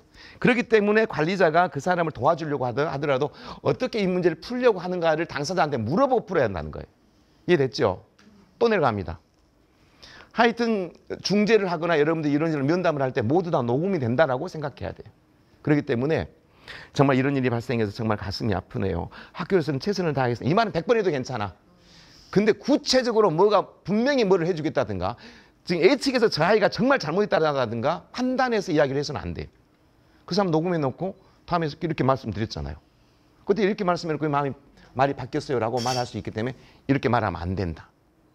또 이 문제는 선생님과 학부모의 문제, 선생님과 학생 문제, 1대1 문제가 아니라 학부모가 한 10몇 명이 연루된 한 선생님에 대해서 연루된 일이에요. 18명이 학부모를 엄청나게 괴롭혀. 지칠 것 같아. 교감 선생님. 선생님아, 내가 한 번에 해결할게. 생활부장아, 18명 학부모 내일 다 시청각시로 다 모이라고 그래. 내가 한 번 해결해 주려니까. 18명 다 모아놨어요. 해결돼요, 안 돼요? 절대 안 돼. 이건 나의 잘못, 내가 잘못해갖고 일 크게 만들었던 사례예요. 18명이 한 번에 몰려오면 18가지 고박이 N승, 18회 N승 해갖고 더 일이 더 커져버려요. 절대 일은 1대1로 해결을 해 나가야지 다대1로 되는 걸 한 번에 해결하면 된다, 안 된다? 안 된다. 그건 대중심리가 발생이 돼갖고 절대 문제가 해결되지 않는다. 여러분들이 내가 그냥 한 이야기 같지만 전부 다 내가 당하고 돈 물어주고 했던 사건들이니까 잘 들으세요. 또 비학생 학부모가 학교 쫓아가서 악을 쓰는 거예요. 학교에서는 우리 민지가 그렇게 두드려 맞는지 알았어요? 몰랐어요? 알았죠. 알면서도 아무것도 안 했죠. 어떻게 그럴 수가 있어요? 막 악을 씁니다. 그럼 교감 선생님이 듣고 있다가 처음에는 어머니 앉으세요. 진정하세요. 말을 너무 함부로 해. 그리고 악을 너무 써. 그러니까 자기도 그만 좀 하라고요. 그만 좀 해요. 그만 좀 하라고. 그렇게 하면 우리가 져요, 안 져요? 져요. 그 사람이 계속 화를 내면 우리는 목소리가 더 적어져야 돼. 앵앵앵앵. 뭔 소리가 안 들려. 모기 소리. 앵앵앵앵. 그럼 그 사람이 뭔 말을 하다 내 말을 들으려고 조용해지는 거예요. 내 말을 절대 크게 하지 말고 뭔 소리를 모기 소리를 내라고. 다시 연습 한번 해요. 앵앵앵앵. 빨리 한번 해보세요. 너무 커. 그리고 또 학교에 갔어요. 아, 이 문제는 어떻게 풀어야 될지를 모르겠네. 이런 사례가 정말 없었는데 이건 금산교육청에다 물어봐도 답이 없다 그러네요. 매뉴얼에도 없고 학교에서는 뭘 어떻게 해야 될지 모르고 이렇게 해버리면 이 문제는 폭발적으로 커져버려. 학부모가 처음에 왔을 때 이런저런 말할 때 책임지고 문제를 해결하겠다는 의지를 안 보이고 글쎄 나도 잘 모르고 나는 이런 경험이 전혀 없어. 뭘 하려고 그런 말을 해. 그런 말을 할 필요도 없지. 아, 선생님은 그런 경험이 없으니까 이해가 되네요. 그럴 것 같아요. 뭐 그런 놈이 교장 내서 뭐 어쩌려고. 하나만한 소리를 하지 말라는 거예요. 자, 넘어갑니다. 근데 선생님들이나 여러분들이 학부모를 화나게 하는 화를 난 게 아니에요. 말은 맞아. 그 팩트예요. 근데 해서는 안 될 시점에 그 말을 해가지고 일을 크게 만들어. 그러니까 이것을 애우려면 애우세요. 일을 크게 만들고 싶으면. 이렇게 하면 일이 크게 돼요. 해결되지도 않고. 제일 첫 번째. 앞으로 일이 어떻게 해결이 될지도 난 잘 모르겠고, 이거 지역교육 차원에서는 해결되고, 본청에 가서는 어떻게 되려나. 거기서도 뭐 답이 없을 거야. 뭐 이런 소리. 이런 소리 하면 이 일은 해결도 않고 은폐하고 대강 넘어가려고 하구나라고 부모들은 생각해. 그러면 누구를 만나요? 브로커를 만나요. 그러면 누구를 만나요? 나쁜 사람 만나고 뜯어낼 생각을 하기 시작하는 거예요. 학교에서 우리 식구들이 다 이 일을 해결해 주려고 하면 거기다 맡길 건데, 글쎄요, 나도 잘 모르겠네요. 또 두 번째, 이번 일은 조용히 넘어가기를 바랍니다. 여러분들도 절대 그 소리 했으면 안 돼. 나 이것 때문에 3천만 원 물어줬어요. 깎아진 거예요. 5천만 원에서. 교정 장사할 때 말도 안 되는 싸움을 해. 가해자 피해자. 근데 피해자가 이번 일은 지그 새끼가 옛날에 잘못했어. 근데 이번에는 지그 새끼가 당했어. 이렇게 와서 개거품을 물고 나한테 장사한테 이야기해. 어머니, 옛날 일도 있었는데 잘 넘어갔잖아요. 이번 일은 아이를 위해서나 학교를 위해서나 조용히 넘어간 게 좋겠습니다. 이걸 녹음을 해봤네. 이번 일은 조용히 넘어가겠으면 좋겠다. 이 말이 다른 말로 하면 뭐 말하고 똑같아요? 은폐란 말이 다른 말이에요. 은폐. 어떤 문제를 죽도록 해결하려고 하고 못 해결되면은 그래도 정성 참작이 돼. 근데 처음부터 안 하고 덮어보려는 것은 엄청나게 큰 일이에요. 은폐. 그러니까 이번 일은 조용히 넘어가기를 바랍니다는 이야기를 우리 공직에 있을 때 하면 돼, 안 돼? 절대 안 돼. 우리 선생님께서는 그러면 이번 일은 조용히 넘어가기를 바랍니다. 이 말을 인생에 딱 한 번 쓸 수 있어요. 딱 한 번은 쓸 수 있어요. 그때가 언제일 것 같아요? 그걸 마치는 분은 제 책을 드리겠습니다. 이번 일은 조용히 넘어가기를 바랍니다. 딱 한 번 쓸 수 있어요. 변호사님, 언제일까요? 조사관님, 언제 이번 일은 조용히 넘어가기를 바랍니다. 그때 언제 쓸 것 같아요? 신랑한테 쓸 건데요. 맞아요. 언제 쓰냐? 언제 쓰냐? 딱 한 번. 딱 한 번 언제 쓰냐면 신랑한테 잘못해가지고 그때 여보 이번 일은 조용히 넘어가면 안 될까? 그때 그것도 한 번. 그러니까 그때 쓰면 돼요. 그때 써야지 다음에 쓰면 된다 안 된다? 안 된다. 또 세 번째. 피해 학생 엄마가 학교를 쫓아왔어. 화가 엄청 나 있어. 제일 먼저 우리 민지가 두드러 맞은 것을 담임선생님이 제일 먼저 봤다고 누구한테 얘기를 들었어. 담임선생님한테 불을 쫓아갔어. 선생님, 우리 민지가 제일 먼저 맞은 거 선생님이 제일 먼저 봤다면서요. 이렇게. 내가 먼저 본 게 내가 아니요. 누구예요? 사회선생님 같은데 사회선생님한테 가보세요. 그래요? 사회선생님. 근데 우리 민지가 지금 그건 내가 제일 먼저 본 게 교감선생님 먼저 교감선생님한테 가봐. 교감선생님 그때 아니야 나보다 1학년 부장이 먼저 본 것 같은데 오늘 그 퇴근한 것 같은데 내일 올래요? 화나요 안 나요? 화가 나 부모 입장에는. 그럴 때는 어떻게 해결해 줘야 돼? 잠깐만요 어머니, 불분명하기 때문에 그 관련된 사람 4명 다 오시라고 그래. 어머니 앉으세요. 그때 상황 설명해봐. 어머니 이렇게 된 거네요. 설명을 해줘야지. 턱으로 저리 가봐. 저 가버렸네. 나 수업하고 올 때는 그때까지 기다릴래요? 이게 일을 크게 만들어요. 또 있어요. 진짜 학교에서는 최선을 다해줬어요. 피해자 가해자 최선을 다해가지고 그 4가지 조건에 어떻게 들어가서 정말 학교장 정규 처리를 딱 해줬네. 근데 갑자기 피해 학생 학부모가 어디 브로커한테 뭔 말을 들었는가 학교를 다 찾아온 거예요. 담임선생님 정말 고생해서 정리해줬는데 담임선생님 나 이거 학교에서 말한 대로 못 넘어가겠어요. 왜요? 아니요 이건 난 가만 못 두겠구만요. 갑자기 변해갖고 와. 그럼 이 선생님은 어떤 입장이었어요? 그렇게 공을 들여서 서로 화해해놨더니 그럼 얄밉지요. 근데 이 어머니가 뭐라 그러냐면 선생님한테 선생님 우리는 법대로 하겠습니다. 저는 오늘 학교 법대로 하랍니다. 그럼 선생님이 뭔 말하고 싶어요? 나도 그러나도 법대로 하고 싶어 하라고. 근데 그 말을 뱉어보면 안 돼요. 좋아요. 어머니 법대로 하세요. 법대로. 나도 좋네요. 그러면 이 어머니는 어떻게 생각하냐면 뭐라고요? 나하고 싸우자고요? 말로 들려요. 법대로 하란 말을 쓰면 안 돼. 근데 법대로 하란 말을 안 쓰면 내가 우울증이 걸릴 것 같다. 미쳐볼 것 같다. 그럴 때가 있어요. 그러니까 안 하면 정말 잠이 안 올 때가 있어요. 그럴 때는 어떻게 해야 돼요? 그분을 세워놓고 일단 다른 장소로 가갖고 나무한테 막 때리면서 법대로 해라. 나 진짜 많이 했네요. 그 나무 많이 때렸어요. 그걸 하면 우울증이 걸려요. 그 사람한테 법대로 한 말. 또 학교에서 할 만큼 했으니 이제 알아서 하십시오. 이 말도 마음속으로만 생각해야 돼. 해서는 안 될 말들만 제가 모아놨어요. 또 있어요. 피해 학생이 피해 학생이 학교를 쫓아왔어요. 선생님들 말은 전부 다 팩트야. 맞아. 맞는 이야기라는데 순서를 잘못 찾아가지고 문제를 일으켜. 피해 학생 학부모들 민원이 왔을 때. 하도 그래서 2012년도에 제가 차트를 그려줬어. 순서도. 피해 학생 학부모가 오면 이러한 순서에 의해서 이야기를 해라. 그랬더니 이게 교육부의 매뉴얼이 됐어요. 제가 뭐라고 해갖고 만들어 놓은 거 있으면 교육부 사업이 꽤 많이 있습니다. 위클래스, 위센터, 위스쿨. 그거 다 우리 강주에서 만든 거예요. 제일 먼저 피해 학생 학부모 쫓아왔어요. 그러면 어머니 얼마나 마음이 아프시죠. 정말로 마음이 아프네요. 그 이야기를 듣고 나도 깜짝 놀랐네. 이렇게 정말 시작을 해야겠죠. 동성간이면 어때요? 손 잡아도 돼. 근데 이성은 손 잡지 말고. 동성은 손 잡. 또 어떤 사람은 손을 잡을 때 친하다고 또 손을 간질간질 했는가 봐요. 악수를 하면서. 그래갖고 징계 받아 징계. 뭐 하려고 그냥 잡으려면 잡지 뭐라고 간질간질. 다 싫어해. 다 싫어. 얼마나 많이 놀라셨어요. 많이 속상하셨죠. 그 다음에 세 번째가 제일 중요해. 하도 학부모가 떠들고 악을 쓰고 그러다니까 아이가 얼마나 다쳤는가를 못 물어봤네. 그걸 안 물어보면 이 학부모가 학교 밖으로 나가서 뭐라고 다니냐면 교장 선생님이랑 선생이 우리 아이가 이렇게 다쳤는데 얼마나 다쳤는가 물어보도 안 한다. 어디 병원에 있냐가 물어보도 안 해. 그게 선생이냐? 당연히 하지. 그러니까 우리는 꼭 물어봐야 돼. 어머니 민지는 얼마나 지금 다쳤나요? 병원에서는 뭐라고 그러던가요? 지금 어디 병원에 있는가? 이 말은 꼭 물어봐야 돼.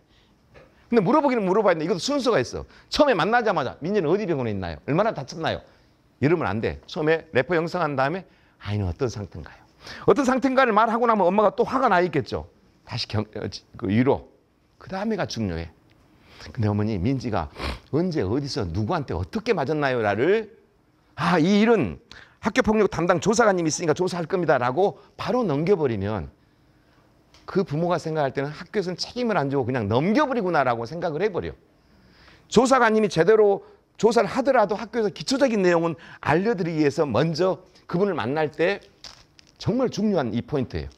볼펜을 든다. 그리고 그분 이야기를 듣는다. 민지가 다리 밑에서 처음 만났을 때 있는 애들 이름이 누구라고요? 민지, 긴지, 양지 뭐 어쩌고저쩌고 있었다. 그래가지고 우리 민지의 멱살을 제일 먼저 잡은 애가 누구라고요? 그 애예요. 그럼 그 애를 그냥 잡기만 했대요. 밀었대요. 그래가지고 욕을 한 데는 누구고요. 그래가지고 저쪽 다리로 갔다고 할 때는 뭘 타고 갔대요? 거기 갔더니 다른 애가 있었더니 그때는 누구 있었대요. 이렇게 자세하게 물어봐줘야 돼. 처음 만난 그 학부모에게. 막 볼펜을 적으면서 막 메모하면서. 그러면 이 부모가 학교에서 이 문제를 해결하려고 노력하구나라고 생각하고 학교에다 맡겨. 근데 그렇지 않으면 다른 데 가서 일을 크게 만든다고. 그게 그때가 중요해. 볼펜을 쓰면서. 하여튼 이분하고 3시간 이상 걸리더라도 끝까지 한다. 막 쓰다가 볼펜 잉크가 떨어져도 안 떨어진 것처럼 막 하면은 부모가 감동을 해요. 감동을. 그래서 이 포인트가 굉장히 중요하다. 이것도 여러분들이 다음에 어떤 민원을 만났을 때 해결하는 과정이라고 생각하고 들어보시기 바랍니다. 구체적으로 메모한다. 다시 한번 사과한다. 그 다음에 중요한 게 뭐냐면 어머니 이 문제는 어떻게 풀면 좋을까요? 이걸 꼭 물어봐야 돼. 물론 어머니가 원하는 대로 할 수는 없습니다만 우리는 어머니가 어떤 식으로 풀고 싶은가를 물어봐야만이 어떤 학부모는 엄청 크게 다쳤는데도 쿨하게 풀려고 하는 학부모가 있고 별것도 아닌데 엄청 뜯어내려고 하는 부모가 있고 이 사람은 어떤 사람인가를 들어봐야 돼. 그래서 물어보는 것. 그 다음에 추후 처리되는 결과에 대해서 우리는 이걸 알게 됐습니다. 학교폭력 전담기구를 엽니다. 그리고 학교장 종결자로 가기 위해서는 4가지 조건이 있습니다. 그렇지 않은 경우는 학폭력 심의위원회로 갑니다. 심의위원회는 이런 인물들로 구성이 되어 있고 그쪽에 갈 때는 피해 학생, 가해 학생 학교 측이 나갑니다. 거기서 진술이 나온 거에 대한 결과가 나오면 학교에서 조치를 한다면 이렇게 말을 해줘야 돼요. 그 다음에 이제 마지막이 뭐냐. 이 말을 너무 잘 들어줬더니 이 학부모가 생각할 때 학교가 다 우리 말을 다 들어준 것처럼 착각할 수가 있어요. 그래서 어떻게 줘야 돼요? 어머니, 경찰관님들은 아이들을 처리하기가 시간이 빠릅니다. 왜냐하면 때린 놈, 맞은 놈, 그 다음에 많이 맞은 놈, 적게 맞은 놈 이래갖고 딱 처리해주면 되지만 학교는 피해 학생도 우리 새끼고 가해 학생도 우리 새끼라서 잘 지내야 되기 때문에 그래서 어렵답니다. 그래서 우리 학교에서는 진실과 사실에 근거해서 이 문제를 풀 겁니다. 이 말을 꼭 해줘야 돼요. 이 말은 당신 말만 듣지 않는다는 말이에요. 다른 말은. 우리가 진실과 사실에 근거해서 이 문제를 풀 겁니다. 그리고 이제 마지막에 제일 중요한 게 어찌됐든 우리는 아이의 안전을 위해서 최선을 다 노력할 것입니다. 다시는 그런 일이 없도록 하겠습니다. 라고 보내는 거. 이게 여러분 순서도예요. 이거 여러분 애울 수 있어요? 못해요. 애울 수 있는 나이도 아니에요. 근데 여기다 붙여놓을 수도 없고, 예. 붙여놓으면 재수 없을 것 같아. 근데 이런 것이 안 붙여놓고도 애울 수 있는 방법이 하나 있긴 있어요. 뭐예요? 이런 일이 한번 발생해 보면 돼요. 누가 그렇게 크게 웃으라겠어? 나는 이 사진을 제일 싫어해. 아침마당에서는요, 제 얼굴보다 탁 꾸며놓으니까 이쁜 것처럼 보이기도 하고. 근데 세바 씨는 나보다 더 이상하게 생겨나. 무당처럼 만들어. 화장을 제일 못해. 세상을 바꾸는 시간. 한번 들어볼까요? 학교는 가장 안전하고 행복한 공간이 하지만 현실은 꼭 그렇지만은 않은 것 같습니다. 특히 비대면 시대를 맞이하여 각종 안전사고와 학교 폭력이 증가하고 있습니다.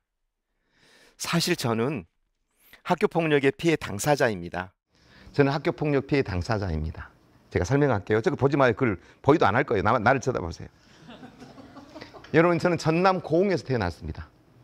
우리 집은 마당이 바다입니다. 정말. 근데 파도가 치면 우리 집 마당으로 파도가 그냥 들어온 게 아니라 막 이렇게 들어오거든요. 이렇게 들어올 때 파도만 온 게 아니라 멍게, 해삼, 전복, 바지락 막 이런 걸 끌고 들어옴. 진짜예요. 거짓말 아니라. 보여줄게요. 끌고 들어옴. 끌고 들어왔다가 나갈 때는 그것들 안 데리고 지금만 그냥 물이 나가버려. 그러니까 우리는 죽기만 하면 돼. 죽기만. 좋겠죠. 그 비어있어요. 그 집 지금도. 근데 거기 살면 좋겠다고요? 한번 살아보십시오. 좋은가? 바람이 불면 우리 집이 초가집인데 넘어가 버리지 말고. 바람이 불면 뚜껑을 다 열어본다니까. 태풍은. 그러면 우리 아버지는 그나저나 저기 있는 기퉁에 있는 거 묶어갖고 저 나무에다 묶어라. 둘째 아들은 저쪽으로 묶고, 셋째 아들은 저기도 묶고, 넷째 아들은 여기다 묶고, 다섯째 딸은 물을 퍼내고, 다섯째 딸은 이장한테 이르고, 여덟째 딸은 몇 명이에요 지금? 8명. 사람 사녀. 많이도 낳았어요. 많이도 낳아. 이게 파도 소리가 날 때마다 아기를 낳지 않았을까 그런 생각을. 뭔 아기를. 근데 거기서 저는 위에서 몇 번째? 6번째. 근데 제가 5번째. 나 태어나기 전에 우리 아버님은 초등학교 선생님이었대요. 초등학교 선생님이었는데 국민학교 그때는. 그 당시에는 국민학교 선생님들도 군에서 뭐하고 달리기 시합이 막 그런 게 있었나 봐요. 막 그때는 혁신학교가 없었는가 보죠. 막 달리기를 하다가 아버지가 자빠졌어요. 자빠져갖고 여기를 무릎을 좀 다쳤대. 조금 다친 거야. 난 태어나기 전에. 근데 병원에서 치료를 잘못해가지고 여기까지 엉덩이까지 썩어본 거예요. 또 다리를 반쪽 이렇게까지 잘라고. 우리 아버지 나이 몇 살? 29살. 그 당시는 장애인이 되면 선생님을 못하게 했나 봐. 그러니까 이 다리를 고치려고 집이랑 논이랑 다 팔아먹었어. 다리도 못 고치고 이제 절름머리가 되고요. 장애인. 먹고 살 게 없어. 애기들은 5명이나 놔놓고. 그러니까 마을에서 불쌍하니까 저 깊은 산속에다가 그 집 아까 바닷가에 있는 집도 팔아먹고 이제 산속에다가 땅을 좀 줬어. 파먹고 살으라고. 다리가 없고 애기들은 다 꼬맹이인데 어떻게 파먹어. 그러니까 아버지가 그 깊은 산속에다가 서당을 지어. 서당을 지어가지고 그 고흥군에는 그 당시에 젊은이들이 국민학교를 안 다니는 애들이 너무 많았나 봐요. 청춘 남녀들이 글을 못 읽어. 글을. 그러니까 아버지가 500명이나 되는 고흥군에 있는 젊은 남녀 청춘들 막 10살부터 20 몇 살까지 이 사람들을 우리 산속에 있는 그 집으로 불러가지고 농한기 때 그 애들 공부를 가르치는데 낮에는 한문을 밤에는 주산을. 그럼 낮에는 한문을 뭘 가르치냐? 하늘천 따지를 가르친 게 아니라 그 당시 신문이 국한문 혼용체였다네요. 신문이. 고개를 끄덕이면 나이가 많이 먹은 거예요. 국한문 혼용체. 그러니까 거기 있는 한문만 뽑아낸 거예요. 관용구, 대통령, 교육, 문화, 사회, 정무, 국회의원 막 이런 거만. 그걸 뽑아가지고 펜으로 써서 책을 만든 거예요. 대단한 거죠. 밤에는 암산하고 주산을 가르친 거예요. 그러니까 이제 한 500명이 된 청춘 남녀들이 공부를 하러 다닌 건지 연애를 하러 다닌 건지 모르지만 전부 다 거기 놀러 와 저녁에. 그런데 그러다 보니까 나는 어렸을 때부터 아버지 초등학교 들어가기도 전에 아버지 다리 하나 없는 무릎에 앉아가지고 그 형들하고 6살 때부터 공부를 배우게 된 거예요. 근데 공부 속도가 그 형들보다 훨씬 내가 빠른 거예요. 왜냐하면 그 형들은 연애도 해야 되고 술도 먹어야 되고 농사도 지어야 되는데 난 그럴 틈이 없잖아요. 아버지 다리 하나 없네 앉아가지고 공부를 정말 잘했어. 속도가 빨랐대요. 어느 정도였냐면 초등학교 1학년 들어가기 전에 주산이 3단, 암산이 3단. 뭐 그때 당시에 코가 이만큼 나오래 이러고 다닐 때잖아요. 그때는 그 코는 다 어디 갔는가 모르겠어요. 1 더하기 1은 2 배울 때 나는 주산으로 암산으로 세 자릿수를 암기를 했으니 계산을 했으니 엄청난 거죠. 선행학습이죠. 한문은 어느 정도냐. 제가 7살 때 초등학교 들어가기 전이죠. 공부하러 오는 학원생들이 늦게 오니까 아버지가 물었대요. 주정아, 내 이름이 주정이에요. 박주정, 술주정 아니고. 주정아, 공부하러 온 형들이 왜 늦게 오지? 이렇게 물었대요. 그러면 이 초등학생도 아닌 아이가 아버지 모르겠어요. 이러면 될 건데 아버지, 형들이 지금 늦게 온 것은 필시 무슨 곡절이 있는 듯 합니다. 그러니까 아버지가 어이가 없는 거예요. 너 지금 뭐라고 했느냐? 곡절이 있는 듯 합니다. 너는 곡절이라는 단어를 한문으로 쓸 줄 아느냐? 그제 배웠지 않습니까? 써봐라. 쓴 거예요. 7살짜리가. 그러니까 아버지가 뭐라고 생각했냐? 이놈을 제대로 공부를 가르쳐야겠다. 형들은 다리 때문에 못 가르쳐버렸고. 그러니까 지금 5명은 밖에서 낳고 왔고 다리가 하나 없는 상태로 넘어와고 나를 난 거예요. 그리고 또 밑으로 2명을 더 낳았어요. 대단하신 분이에요. 어떻게 애기를 그렇게 낳을 수 있나. 대단해 하여튼. 그래갖고 학교를 다니는데 1, 2, 3, 4, 5학년을 다니는데 공군에서 막 수재가 나타났다 그랬을 거 아니에요. 근데 5학년 때 5월 30일 날 5월 말고사, 그때는 월말고사를 맨날 봤잖아요. 월말고사.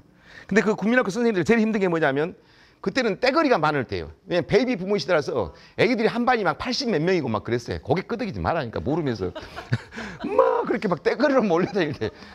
그러니까 그 애들 점수를 합계 평균 내는 게 너무너무 선생님들이 힘들어.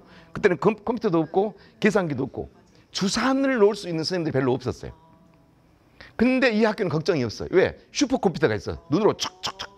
그러니까 급사 누나, 그 당시에 교무실에 있는 누나가 5월 며칠 날 애들은 다 파고 갔는데 나한테 온 거예요. 주장아, 너는 가지 말고 여기는 1학년 1반부터 6학년 6반까지 애들 합계 평균 좀 내주라. 누나 나눠고 갔어요. 내다 보니까 내 점수가 궁금해. 그래서 1학년 1반 걸 하다가 5학년 1반을 봤어.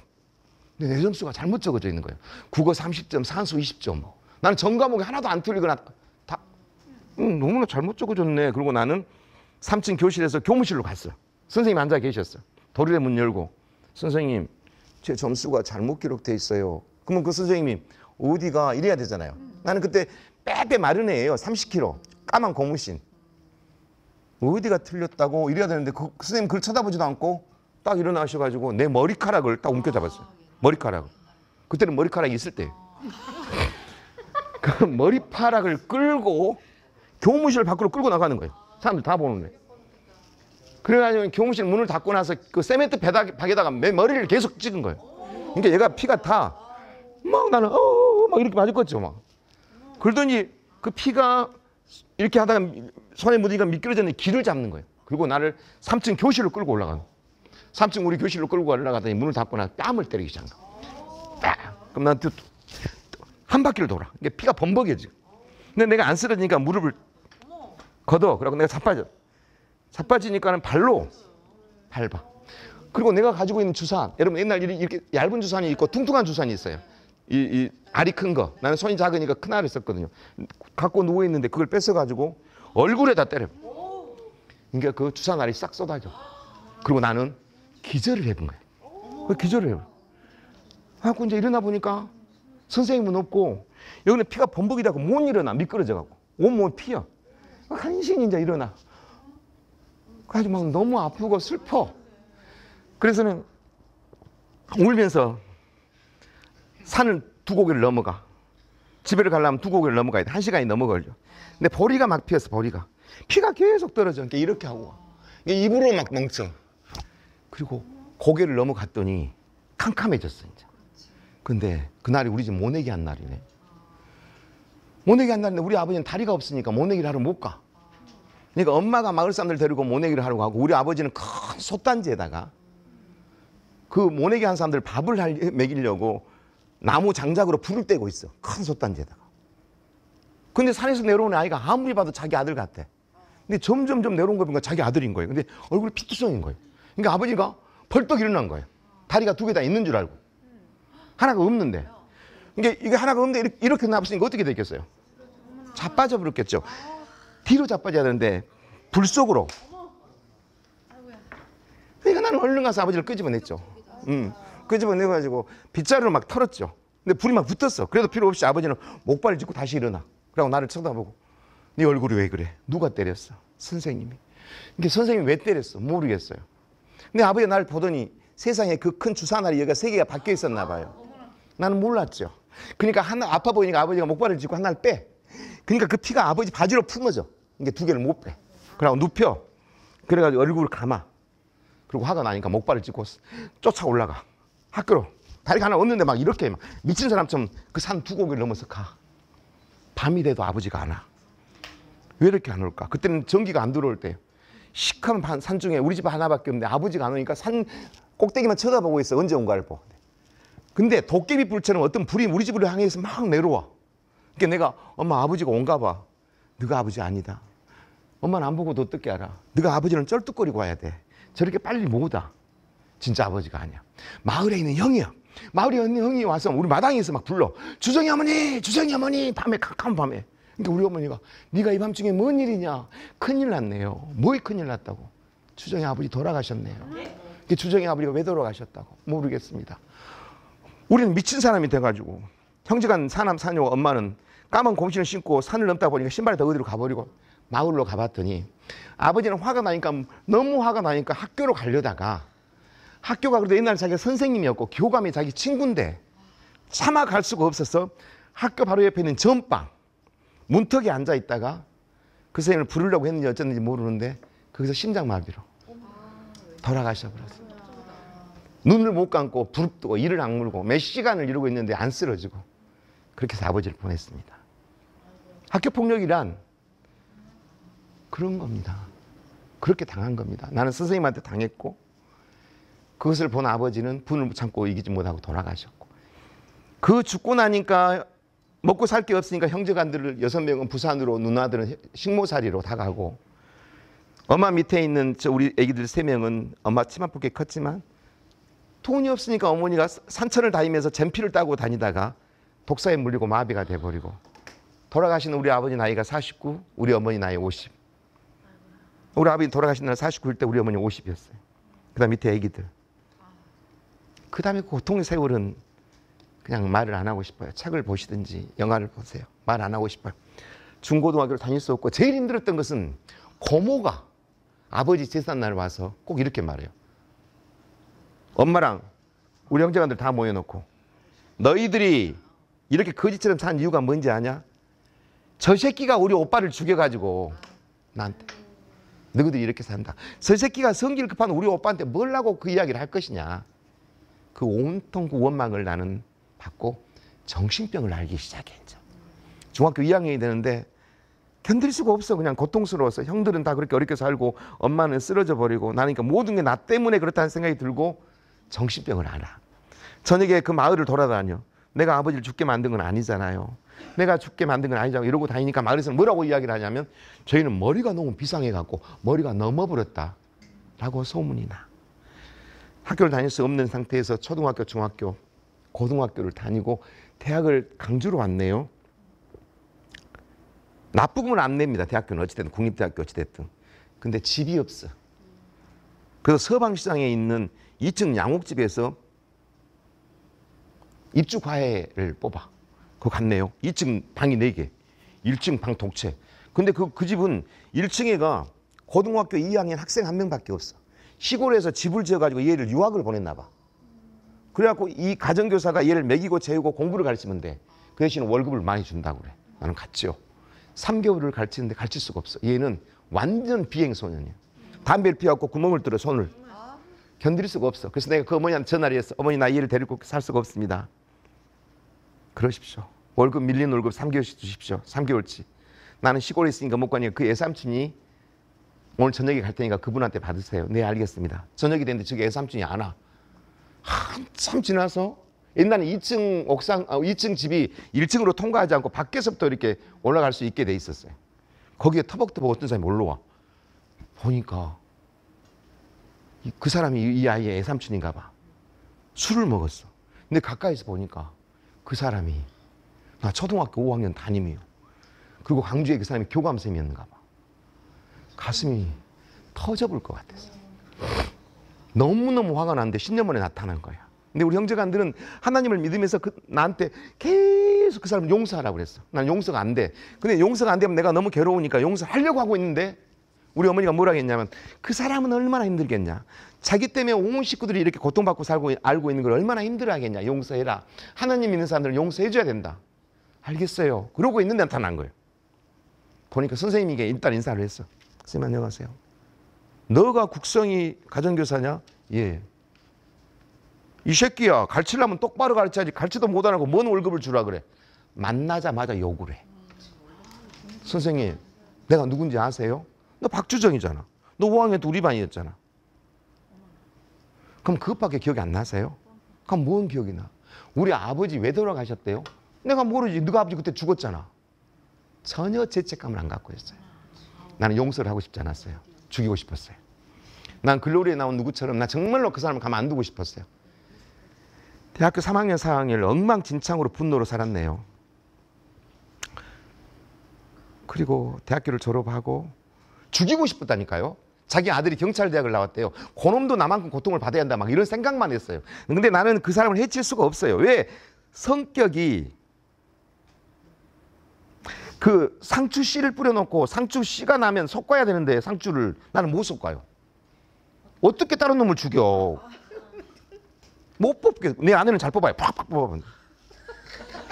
근데 내가 어떻게 사람을 힘들게 할 수 있겠어요? 그렇게 하고 전남대 공대 학원과를 졸업하고 저는 서울 삼성 본사로 취업이 돼요. 운이 좋았죠. 근데 6개월 만에 그만둬. 적성이 안 맞아. 그리고 세상이 싫어. 그리고 서울역으로 나와서 뭐를 할까? 거기서 판단해요. 중2 돼야겠다. 난 마음 먹으면 바로 중2 되거든요. 어디 잘로 갈까? 대학교 다닐 때 있었던 광양에 있는 그 템플스테이 했던 데로 가야겠다. 7시 20분 완행열차를 타고 바로 고막원역에 내려가지고 새벽에 캄캄할 때 그 절로 막 가는데 막 그 뭐 개구리가 막 튀어다니고 뭐 뱀이 물린 거 토끼가 푹 뛰고 무서워 죽겠네. 가고 있는데 그때 하필이면 그 주임님이 한 4시경에 이 도량식 하고 있었대. 종치고. 근데 그 중이 나를 쳐다보고 누군고 캄캄 안 보이죠 새벽이니까. 예, 세상에 적응하지 못하고 온 학생입니다. 근데 왜 왔는고? 그 스님들은 뒤에다 고자를 꼭 붙여요. 고자를. 그래서 저 이러저러 해서 중이 되려고 왔습니다. 그랬더니 허허 헛소리 말고 저기 저 비어있는 방이 있으니까 조금 눈을 붙였다 내려가거라. 아니 스님 저는 중이 돼. 허허 이놈의 새끼. 근데 이 중은 상담 능력이 제로예요. 제로. 뭔 홀랜드 검사라든가 MMPI 뭐 MBTI 검사를 해봐요. 그러니까 그래 하도 안 하고 잠만 자라고 그래. 그래서 그냥 아침에 일어나가지고 이제 가려고 하고 있는데 밥이나 먹고 가라. 공양이나 안 먹고. 그래서 이제 아침에 중 18명 있어. 가서 이렇게 앉아 있는데 다른 중들이 묻는 거예요. 저 누구냐고. 그러니까 이 스님이 뭐라 그러냐면 저놈은 정신이 약간 돈노. 그리고 약간 뭔 나를 전혀. 그리고 스님 저 돈놈 아니거든요. 근데 그 사람들이 아이 중이 되고 싶었다 왔다니까 그러면은 중을 우리 쓸 그 행자가 없으니까 저놈을 쓰지요. 그래갖고 난 중이 됐네요. 그 중 이야기가 진짜 재밌는데 책에는 없어요. 김영사에서 그 중 이야기를 쓰려고 했더니 중 이야기를 쓰면 크리스찬들이 그 책을 안 사본다고. 그게 훨씬 재밌는데. 하여튼 중이 되었다. 그리고 거기서 이름도 지어줬다. 너 어디 회사를 다니다 왔냐? 삼성. 너는 삼성 스님이다. 그리고 3년째 날 자기들은 맨날 시주를 다니면서 나는 시주를 안 데리고 가서 나도 시주를 좀 보내주라니까 니도 가라. 무안 목포 나 거기 뭐 법성포가 니 나와버려도 알겠다. 다른 중보다 훨씬 시주를 많이 받아와요. 불쌍히 생겼는가 봐요. 승승장구했다니까요. 아주 너무 좋아. 근데 왜 그만뒀냐면 겨울에 이 시주를 다니면은 학교를 안 다니는 꼬맹이들이 동구 밖에 서 있다가 따라와. 오지 말라고. 저쪽에 또 와. 오지 말라고. 수백 명이 따라 오지 말라고. 여기서 이 동네에서 나오고 저 동네는 오지 마. 학교 안 넣어요. 깔따구처럼 따라다녀. 그래 막 돌을 던져. 동망치라고. 동망치 아니라고. 그러다가 이제 돌을 깨우친 거예요. 어떤 도를 그만두자. 그리고 3년 만에 이제 속세로 나왔습니다. 인자부터가 이제 여러분이 들어야 될 이야기예요. 속세로 나와서 지도 교수를 찾아갔어요. 왜냐하면 취업을 해야 되니까. 근데 지도 교수는 나를 어떻게 생각하고 있냐면 대학교 1, 2학년 때는 올해 플러스 맞은 놈, 3, 4학년 때는 학사 경고를 여러 번 맞은 놈. 근데 그러면 어쩌고 삼성을 간 놈, 신기한 놈 이렇게 생각하고 있는데 내가 나타났어요. 교수님 깜짝 놀라고 벌떡 일어난 거예요. 날 쳐다보고 너 교도소 갔다 왔냐? 아닌데요. 근데 머리가 왜 그러냐? 예, 중인데요. 이렇게 화를 버럭버럭 내는 거예요. 이분은 크리스찬이에요. 이 과학을 하는 화학공학쟁이가 말이야. 어떻게 그런 중 믿고. 이분은 종교관이 아주 편협되어 있어요. 아무 종교를 없이. 어찌됐든 그분이 그만 방학을 하고 내 밑에서 석사 박사를 해라. 석사 끝. 그래서 2년 만에 끝. 박사 해라 해. 근데 논문을 쓰려고 하니까 돈이 너무 많이 들어. 교수님 나 아무래도 직장을 다니면서 학교를 다녀야 될 것 같습니까? 그래라. 그래서 92년도에 강주에 하는 실업계 고등학교 임용고사를 봤어요. 합격을 했네. 그 당시 92년도 실업계 애들은 공부를 진짜 못하는 애들이 모여있을 때였어요. 나는 불쌍하고 어려운 아이들을 사랑해 줘야겠다고 갔어요. 92년 3월 2일 날 교실에 들어갔어요. 아침 담임으로서 조회를 하려고 들어갔어요. 근데 사랑해 줄 수가 없네.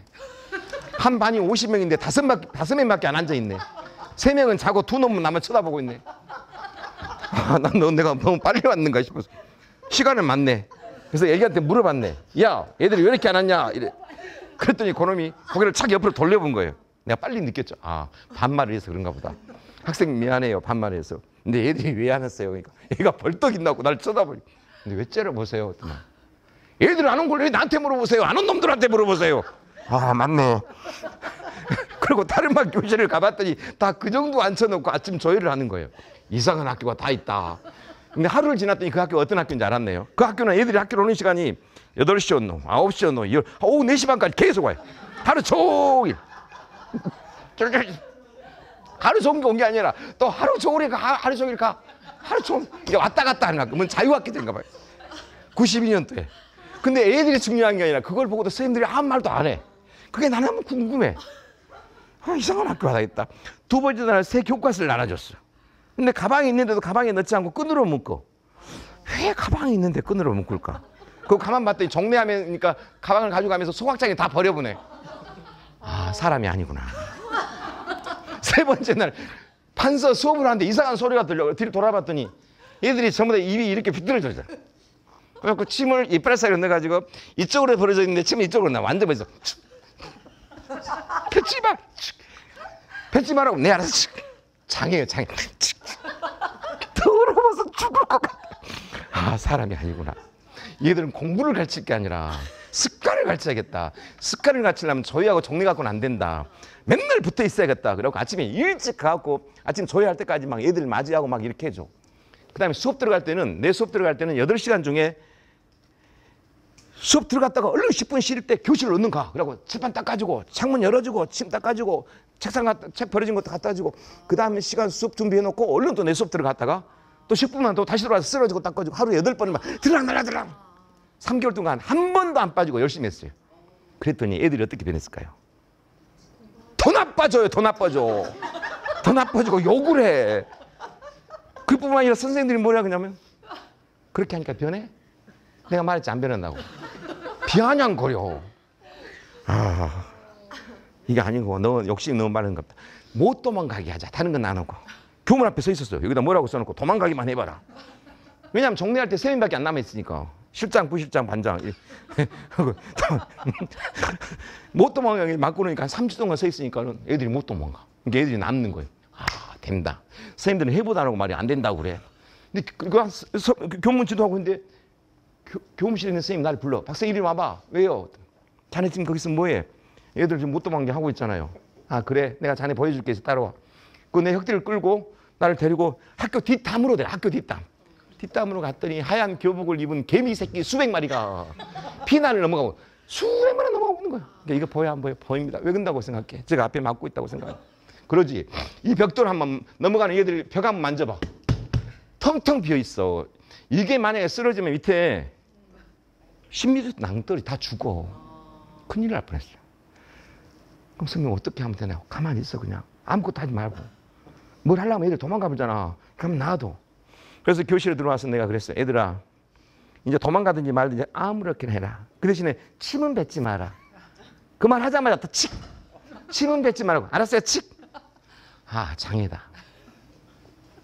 그리고 나는 얘들을 어떻게 지도를 할까 하다가 92년도에 도저히 사람이 아니다는 걸 알게 됐어요. 침을 뱉지 마라 그래서 내가 하루 종일 다니면서 밀거리를 닦아주고 다녔어요. 수업 시간에도 계속 닦아줘. 수업도 할 필요 없어. 계속 침을 뱉으니까.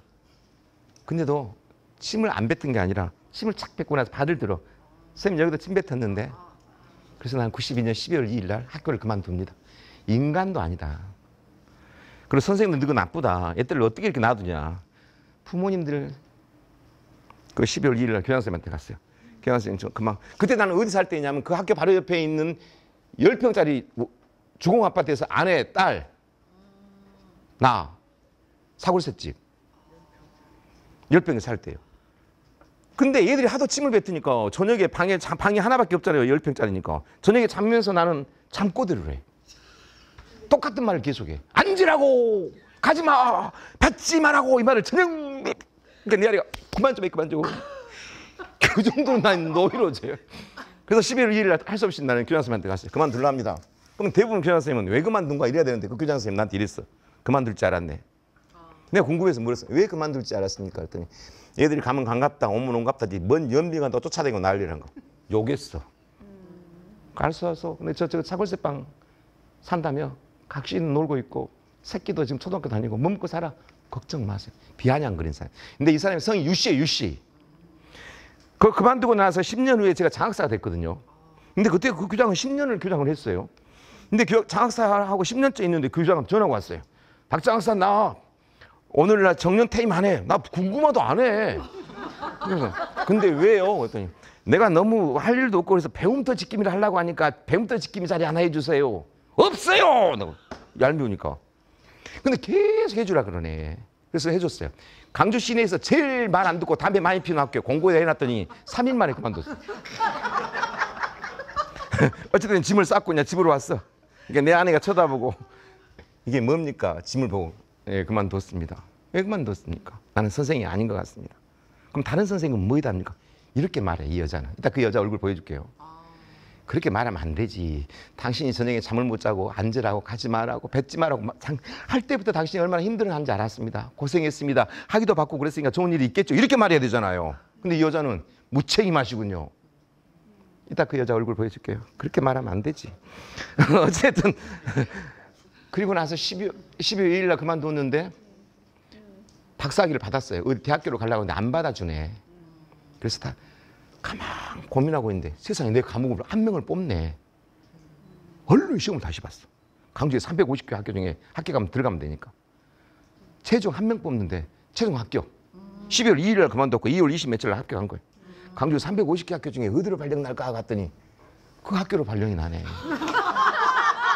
나는 거기에 발령 날지를 생각도 못했지. 그 날짜라서 공부할 이유가 없지. 근데 교육청에서 장학사, 장학관, 과장, 국장, 교육장 다 해봤지만 100% 거기 가게 돼 있어. 현직이 안 가려고 하니까 신규 배치. 갈까 말까 막 망설였어. 근데 내 아내가 결정해 주셨어. 그냥 눈 감고 다니세요. 네 알겠습니다. 학교 갔어. 창피해 죽겠어 아주. 가니까 교무실에 있는 선생님들이 막 박수를 치고 창피해서 거기를 어떤 선생님이 그 자리 안 뺐네. 거기 앉으면 되겠네. 거기 이제 앉으려고 하니까 잠깐 앉기 전에 우리 궁금한 게 있어. 뭔데요? 우리는 자네가 사표를 쓴 줄 알았는데 휴직을 했는가? 비아냥거리는 거야. 그리고 작년에 2학년 애들이 지금 3학년이 됐어. 2달 만에. 그 애들이 교무실로 막 몰려와서 나한테 손가락질을. 선생님 안 한다 했잖아. 왜 왔어? 저리 가라고. 안 한다 그렇게 왜 왔냐고. 가라고. 창피해 죽겠네. 그래 93년 또 선생이 됐네. 근데 그 교장이 2학년 일반 제일 말 안 듣는 또 학원과 담임을 맡겨주네. 만나봤더만 사람이 아니네. 작년 애들은 얘들에 비하면 완전 훌륭하네. 그래서 나는 그때부터 나는 선생인 채 학교 다니기로 했어요. 절대 학교를 빨리 안 가. 8시 반에 가서 가만히 앉아있다가 아침 조회하러 갈 때도 복도를 안 봐. 더러우니까 이렇게. 출석을 부를 때도 출석 안 불러. 그냥 체크만 해. 출석을 안 부르는 이유는 박장수금. 네. 목소리 듣기 싫어. 가만히 교무실에 앉아있다가 수업 들어갈 때는 애들 절대 안 쳐다봐. 1시간 내에 칠판을 갖고 막 뭐라고 이야기해. 종치면 이렇게 그냥 가. 3, 4, 5월 달을 그렇게 다녔더니 우리 반이 그 학교에서 개판 엉망진창. 종례도 안 했어요. 3달을 그렇게 다녔더니 마음이 허전해. 또 선생님들이 요게 2개월 만에 자기들보다 적응 속도가 빨라졌다고 막 난 너무 힘이 들어. 그 3, 4월 달 그렇게 다니다가 이제 93년이에요 지금. 6월 달 아버지 제삿 날 저녁에 아버지 제사를 지내고 10평짜리 아파트에서 잠이 들으려고 그러는데 누가 벨을 막 눌러. 그럼 문을 열어봤더니 우리 반 애들 같대. 술을 먹고 담배를 막 피는 애들이요. 왜 왔냐 하니까 놀러 왔단 말. 난 놀러 오란 말을 해본 적이 없어. 얼른 가세요. 그리고 누구세요? 그랬더니 선생님 반도 몰라요. 난 몰라. 잘 모르겠어. 그러니까 내 아내가 누구냐고 물었어요. 우리 반이라고 합니다. 반이면 반이고 아니면 아니지 뭐 반이라고 합니다. 이놈들이 들어와가지고 우리도 과일 좀 주라고 하니까 아내가 이제 수박을 썰어서 줬네. 근데 과일을 잘못 선택했네. 수박에는 씨가 있어. 이렇게 뱉던 게 하늘에 대고 나 그놈들도 보여줄게요. 그러니까 내 아내가 질색. 그리고 그 더운 여름날 애들이 그 10평짜리 아파트에서 안 가. 그리고 새벽까지 떠들어. 그리고 자. 난 아침에 그들 깨우고 가려고 깨웠더니 안 일어나. 다 죽은 줄 알았어. 그리고 나 혼자 학교로 가니까 내 아내가 전화가 계속 와. 1명 가고 8명, 7명 남았어요. 알고 있다고요. 계속 그만 좀 하라고요. 이게 종료 시간에 여보 왜 그래? 제일 무섭게 생긴 놈이 한 놈 누워있어요. 걱정 마세요. 당신이 더 무서워요. 나한테서 내가 깨울 테니까 가서 깨웠어. 일어나 이 새끼야. 우리 학교 갔다 왔다. 근데 보니 7명이 또 왔어. 왜 왔냐니까. 여기서 쟤들 데리러 왔대. 얼른 가. 근데 갔다가 바로 1시간 또 와. 하룻밤만 더 지어주세요. 하룻밤만 더 지어주세요. 하룻밤만 더 지어주세요. 월, 화, 수, 목, 금 계속 와. 그래갖고 이놈들이 뭐라고 하냐면 선생님 우리 갈 데가 없어요. 왜? 집 나왔어요. 우리 여름방학 동안 여기 살면 안 될까요? 안 돼. 여러분 생각이 어떻게 그들 데서 살아. 근데 기현이 안 간다고 버텨. 그래서 데리고 살게 돼. 제일 힘든 건 뭐냐. 밥을 너무 많이 먹어. 도시락을 8개나 써야 돼. 세탁기도 없는데 빨래를 다 해야 돼. 맨날 말이 다 여기고 침을 아무나 뱉고 다니고. 미쳐볼 것 같아 6월달에. 특히 그놈들이 잠자는 그 거실을 안 쓸고 다녀. 그럼 내 아내는 그 애들 거실을 쓰면서 그 거실에가 이 머리카락 말고 꼬불꼬불한 머리카락이 너무 많아. 또 너무 힘들어. 저는 6월달을 보냈네. 7월달 기말고사를 봐. 근데 워낙 애들이 말을 안 들어. 그러니까 그 학교에서는 시험을 볼 때 전교생을 대상으로 3배수로 시험 문제를 가르쳐주고 시험을 봐.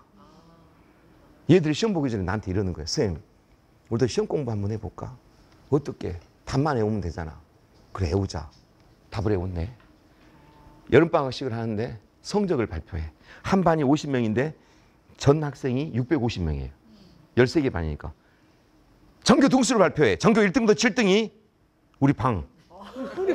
공부를 한 놈이 없으니까.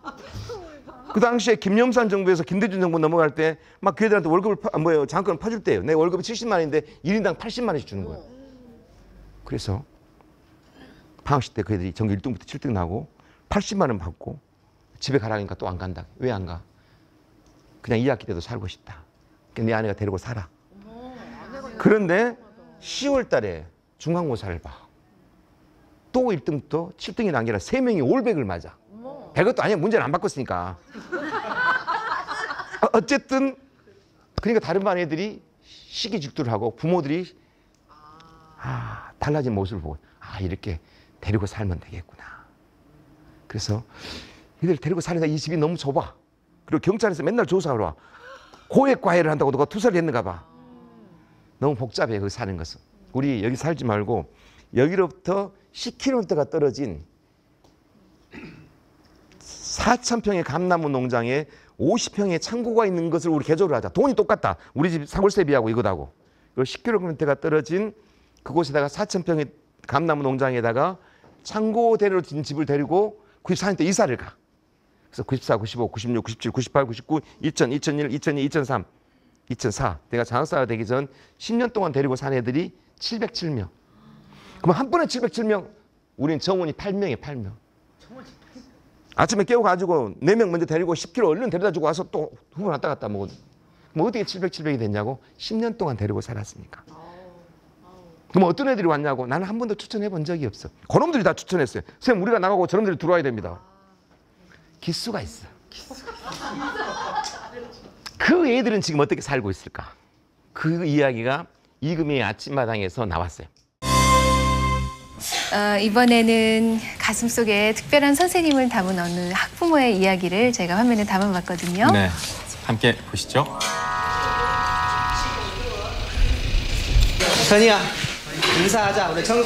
학부모들이 특별한 분으로 기억하는 선생님. 바로 박주정 선생님의 수업 시간이다. 여러분 안녕하십니까?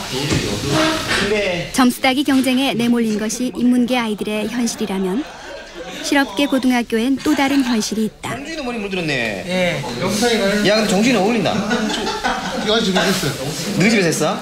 아이들의 자신감 상실과 미리 어른 사회를 흉내내려는 현실이 그것이다. 또 우리 반 학부형들도 오실 건데 인사 잘하고. 응? 실업계 고등학교 1년 동안 교사로서 지내다 보니까 지내면서 느낀 점은 엄청나게 저희들이 생각했던 것보다 학생들이 다르다는 생각을 했었습니다.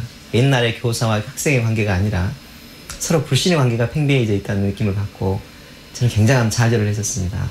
이 학생들을 저희 아파트에서 데리고 살아보았습니다. 마지막이라고 생각하고 그랬더니 바로바로 변해가는 모습들을 보고 거기서 이 학생들을 데리고 살면 틀림없이 변하는 거구나. 아이들과 사는 동안 주민들의 원성도 들었다. 심지어 고액과외를 한다는 오해도 받았다. 다행히 폐가를 개조한 농장이 꾸려졌고 아이들은 이제 이곳으로 모인다.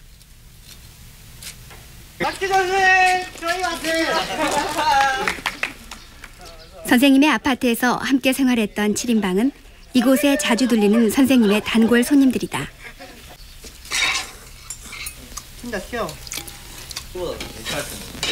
그 시절 습관대로 이곳은 자기 집 마냥 편하다.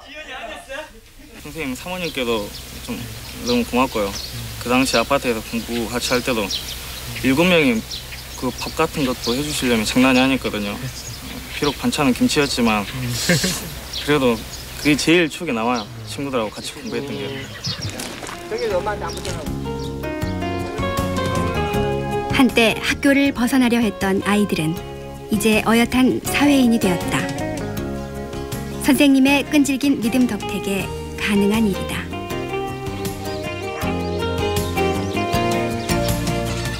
콩나물에 물을 주다 보면 물이 다 흘러가 버리고 콩나물이 크지 않을 것처럼 보입니다만은 그 물이 다 빠진 것처럼 보여도 끊임없이 물을 주다 보면 언젠가는 콩나물이 그렇게 무럭무럭 자라나는 모습을 보고 정말 우리 학생들을 기르는 것은 콩나물에 물 주듯이구나 라는 생각이 너무나 버뜩 떠올랐습니다. 왜냐하면 우리는 조그만 그 학생들에게 노력을 하고 나서 어떤 가시적인 효과가 나오지 않는다고 불평하고 변함이 없다고 더 이상 저희는 가르칠 수가 없다고 등등의 많은 이야기를 합니다만은 이 친구들이 군대를 갔다 온다든가 어떤 사회적 환경에 접하고 난 다음에 그 모습을 보면 그 예전의 모습을 너무나 다른 정말 훌륭하게 성장한 모습을 보고 정말 콩나물에 물 주듯이 라는 마음을 갖고 우리는 학생들을 교육해야겠다라는 생각을 늘 갖게 되었습니다. 그래요. 정말 콩나물 교육론을 우리에게 몸으로 보여주신 박주정 선생님 나오셨는데 네. 힘들지 않으세요? 저렇게 학교에서 아이들을 가르치는 것은 물론 비뚝에 나가는 아이들을 데리고 사신다는 게. 우리 그만 화면에 나왔던 친구들은 비교적 좋은 쪽의 친구들입니다만 사회적으로 격리되었거나 조직폭력이라든가 또는 그 여학생 같은 경우에는 보도집에 있었던 아이들도 있었고요. 이런 아이들을 참 어렵게 해서 그 폐가로 데리고 와서 1주 내지 2주 길게는 뭐 2달, 3달 같이 살다 보면 잘 커나간 것처럼 보이다가도 또 어느 한순간이면 무너져 버리고 그랬을 때 그 허탈함이라는 것은 누구한테 말할 수가 없지 않습니까? 많은 사람들이 누가 너 그걸 하라고 그러더냐. 저희 집에서도 마찬가지로 당신 그렇게 괴로워하려면 뭘로 가느냐 하지만 그걸 어디다 말할 수 없지만 그 순간순간들이 지나고 나서 해가 지나면 그 아이들은 성숙해하고 돌아옵니다. 그래서 그 순간에 우리가 좌절하지 말고 기다리면 언젠가 우리가 그 아이들을 끈을 놓지만 않는다면 반드시 다시 돌아온다는 생각을 갖게 되었습니다. 네. 가장 기억에 남는 제자 한 번만 소개해 주시겠습니까? 그렇죠. 기억에 남는 제자는 좋은 기억일 수도 있고 나쁜 기억일 수도 있습니다. 하나의 기억 같은 경우에는 나쁜 기억입니다만은 사회적으로 굉장히 그 폭력으로 일괄돼서 징역을 한 6번, 7번 갔다 온 친구인데 그 아이를 데리고 살게 되었어요. 근데 그 친구를 데리고 살 때는 처음부터 옳고 그름을 가르칠 수는 없습니다. 우선은 서로 좋아해야 됩니다. 그러려면 그 친구의 이야기를 다 들어주고 B를 마치는 게 한 일주일 걸립니다. 그리고 난 다음에 그 친구들이 스스로 말을 하고 이야기를 함으로써 앞으로 살아왔던 것과 앞으로 살아갈 것을 이야기하지, 처음부터 너 그렇게 하면 안 돼, 그것은 옳지 않은 길이야, 이 이야기를 할 수가 없지 않습니까? 근데 이 친구는 한 2달 정도까지도 마음을 열지 않았어요. 물론 이 친구는 어머니 집 나가시고 아버지 그 알코올 중독이고 누나 그 유흥 시점에 나가서 집에 안 들어오고 자기는 처참하게 어디 살 수가 없는 아이입니다. 그러니까 우리가 생각하면 내가 됐더라도 저럴 수밖에 없지 않을까 라는 그런 친구인데, 한 2달 정도를 그렇게 잘 지냈었어요. 근데 하루 날 저녁에는 제가 잠이 갑자기 들었는데 같이 잠을 자죠. 목이 이렇게 막 아파요. 그래서 눈을 떴더니 목을 조르더라고. 죽인다고. 그래서 굉장히 막 목소리가 안 나오죠. 그래서 근데 눈빛을 보면 그 친구가 나를 죽이려고 그러는 것인지 아닌지를 알지 않습니까? 그래서 만류를 했죠. 그러지 말라고. 그랬더니 그 친구가 울어요. 어째서 그러느냐, 나 그랬어요.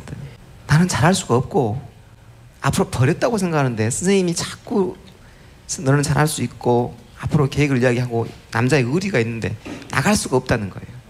차라리 그냥 선생님이 죽어버렸으면 좋겠대요. 그러면 선생님이 자기에 대한 기대에 대한 배신감을 안 가질 것 같아서 나갈 것 같다고 목 놓아 울었어요. 그리고 나서 밤새는 울었습니다. 둘이. 그 시민들이 울 때는 참 대성통곡이라고 봅니다. 오직 했으면 그 애가 저렇게까지 했을까 싶을 때, 그랬을 때, 그리고 나서 며칠간 지가 방황을 하더니 다시 돌아와서 선생님 공부를 다시 한번 해보랍니다. 그래서 2분의 1 더하기 3분의 1을 2분의 1 곱하기 3분의 1을 구별을 못합니다. 고1이지요 그때가. 그래서 반신반의했는데 돈을 달라 그래요. 30만 원을. 무한대출랑 붙지 말고 달라 그래서 그러자 그랬더니 책을 사왔어요. 책을 사와서 자기가 수능 공부를 시작을 하겠답니다. 그럴 수 있겠느냐 그랬더니 해본다고 그래요. 그러더니 학교 갔다 오면 하여튼 아이들 방에서 앉아 있어요. 잠을 언제 잔지를 모르겠어요. 근데 저녁에는 막 아우성을 쳐요. 악을 써요. 안 되니까 공부가. 막 울고 불고 아우성 치고 땅을 치고 그래. 저걸 견뎌낼 수가 있을까? 그리고 옆에서 아주 긴장된 모습으로 쳐다보고 있죠. 저러다가 자살하다 해버리면 어쩔까? 그걸 이겨내더라고요. 그걸 이겨내고 6개월 만에 그 학교 전체에서 1등이 나요. 과에서. 그러니까 아주 의지죠. 아무것도 모르는데 다 애우다시피 해요. 그러더니 수능 공부를 해서 그 아이가 해군사관학교를 갔습니다. 그래서 해군사관학교를 가서 그 아이가 2년 전에 전화가 왔어요. 선생님 나 주례 좀 해주라고 해서. 그래서 해군 함정에서 하얀 제복 입고 제가 주례를 받습니다. 그래서 너무너무 이제 데이지요 그때 당시는 너무너무 즐거웠던 그 기억이 있고요. 하나의 기억은 똑같은 상황입니다. 그러니까 똑같은 아이의 상황인데 결국은 견디지 못하고 나갔어요. 나가고 나서 한 1년 정도 소식이 없더니 올해 황사가 많이 와서 힘들었던 때 있었죠. 올해 주소가 그 숫자로 써져 있는 편지 봉투가 왔어요. 그래서 읽어봤더만 교도소죠. 선생님 살려주십시오. 저 징역 16년을 받았습니다. 조직폭력에 못할 짓을 다 하고 다니는 거예요. 살려주십시오. 이제는 왜 내가 이렇게 밖에 살 수 없었는지 선생님 죽을 것 같습니다. 살려주십시오. 살려주십시오라는 이야기만 계속 싸고 왔어요. 그래서 빨리 그 답장을 보냈습니다. 살려주마. 어떻게 하면 살려주느냐. 근데 또 답장이 왔어요. 선생님 내가 몇 월 며칠 날 공판을 하는데 선생님 그거 와서 탄원 한번 해주십시오. 그래 갈게. 그리고 갔습니다. 재판장이죠. 그래서 이제 검사 되신 분은 묻는 말에만 대답을 하라 그러더라고요. 그래서 그렇게 대답을 하면 너무 오래 걸리니까 저한테 2분만 시간을 주면 제가 쭉 이 아이의 스토리에 대해서 이야기하겠다니까 판사님이 그렇게 하라 그러더라고요. 그래서 그 이야기를 쭉 했습니다. 그 아이는 파란 수위에 주머니 온몸이 꽁꽁 묶인 채로 8명이 쭉 서 있고 저는 거기서 목매에서 그 아이의 지난 간 이야기를 했고 저의 잘못을 빌었습니다. 제가 그때 조금만 더 붙잡았으면 이 상황을 안 만들었을 텐데 정말 재판장님 죄송합니다. 근데 얘 한 번만 용서해 준다면 제가 제대로 한번 가르쳐 볼랍니다. 그리고 부탁을 했어요. 근데 하도 많은 죄를 져놔서 조직으로 이렇게 돼 있는 것은 어렵답니다. 그래서 그 아이의 그 줄에 묶여서 돌아가는 그 모습을 보고 잠을 잘 수가 없었죠. 한 아이는 하얀 제복에 정말 멋있게 결혼을 했고 한 아이는 파란 수위에 꽁꽁 묶인 채로 돌아가는 그 모습은 참 저희들에게 참 너무 많은, 어쩌면 선생으로서 내가 얼마나 많은 죄를 짓고 있는가, 내가 조금만 더 그 아이를 붙잡을 수만 있었다면 저 아이가 저렇게는 되지 않았을 텐데 라는 생각을 합니다. 그래서 저는 그럽니다. 아이들은 수많이 변합니다. 수많이 변하기 때문에 우리가 선생님들은 부모님 탓하고 부모님은 선생님 탓하고 또 많은 사람들은 학생들은 엄마 탓하고 선생님 탓하는데 우리 탓하지 말자고요. 탓하지 말고 내 탓이다라고 이야기를 하자고요. 내 탓이고 선생님은 우리 탓이다라고 하고 어머니는 우리 탓이다라고 하고 사회는 우리 탓이라고 해야 되지 않을까? 왜 전부 저것 때문에 우리가 못한다라고만 이야기를 해야 될까? 그렇게 해서 왜 그렇게 많은 애들이 꽁꽁 묶여서 지금도 아우성을 치게 만들어야만 될까? 이것을 우리가 한 번쯤 생각을 해봐야 되지 않을까 생각을 합니다. 두 아이의 이야기가 나왔습니다. 한 아이는 제 목줄로 왔던 아이, 그 아이는 지금 해군 대령입니다. 2달 후에 별을 단다고 합니다. 잘 됐죠. 두 번째 아이는 똑같은 상황인데 징역을 가서 16년 살고 제가 교육국장 시절에 전화가 왔습니다. 선생님, 저 징역 살고 나왔습니다. 어디냐? 교도소 앞입니다. 내가 지금 갈게, 만나자. 고생했다. 어디로 갈래? 할머니 집으로 갈 거냐? 할머니 저 징역 사는 동안 돌아가셨습니다. 그럼 엄마 아빠는 연락이 없고, 예. 어디로 갈래? 갈 데가 없습니다. 선생님, 옛날 우리가 살던 데는 어떻게 됐습니까? 그 문을 닫았지. 선생님, 그럼 지금 어디 삽니까? 시내 아파트 살아. 제가 좀 살 수 없을까요? 이제 내 맘대로 말 못해. 아내한테 물어볼게. 그리고 아내한테 물어봤더니 아내가 안 된대. 왜 안 되냐고 그랬더니 그 아이는 16살의 징역을 갖고 16년이 지났으니 32살이다. 어른이다, 어른. 그리고 21평짜리 아파트에서 딸이 둘이나 있다. 어떻게 데리고 살겠냐? 갈 데가 없다. 어떻게 할 거냐? 좀만 데리고 살자. 안 된다. 그러니까 보챘더니, 보채는 편이에요. 누나예요. 누나 1살 더 드셨어요. 그랬더니 전 그러면 우리 아파트 옆에 있는 원룸으로 원룸으로 당신이 얻어라. 그러면 내가 아침하고 저녁은 먹이겠다. 좋다. 그리고 왔어요. 그래서 아침 저녁을 먹이면서 4년 6개월을 데리고 삽니다. 근데 얘는 분노 조절 장애와 자폐를 알아요. 취업을 시켜주면 못 견디고 와버려. 4년 6개월 동안 서로 몸살을 치면서 격려하며 지냈는데 퇴근을 해서 집에를 갔더니 저녁밥을 먹으러 안 오네. 저녁밥을 항상 그 애가 먼저 먹으러 오거든요. 어디가 아픈가? 그리고 얼른 원룸으로 가서 문을 열었더니 목을 매버렸어요. 3줄 써놨더라고요. 선생님, 이 세상에 자신이 없습니다. 미안합니다. 잊지 않겠습니다. 화장해서 여러분 뿌렸습니다. 두 아이 똑같은 상황이었는데 한 아이는 해군 대령이 돼서 스타가 되고 한 아이는 멀리 나라로 갔습니다. 무슨 말을 하고 싶냐? 여러분이 내리는 결정이 아이를 살리는 결정인가 아니냐에 따라서 아이들은 상처를 받고 다음에 회복이 될 수 있느냐 없느냐가 여러분한테 달려 있습니다. 여러분이 만나는 그 애들 심의위원 또는 심의위원 또는 조사관님께서 하는 아이들의 사랑이 밑에 깔려져 있지 않는 단지 그냥 조사관으로서 해서 그 아이한테 상처를 준다면 그것은 아이를 살리는 길이 저는 아니라고 생각이 듭니다. 정년을 하면서 한 아이가 데리고 살았던 아이가 내 퇴임식 할 때 와서 집 편지를 읽고 싶답니다. 뭔 말을 쓴 건데 말을 해주라니 안 가르쳐 준답니다. 그리고 이것만 한번 들어보고 마무리할게요. 10년 동안에 707명 데리고 살았던 아이 중에 하나의 아이의 편지.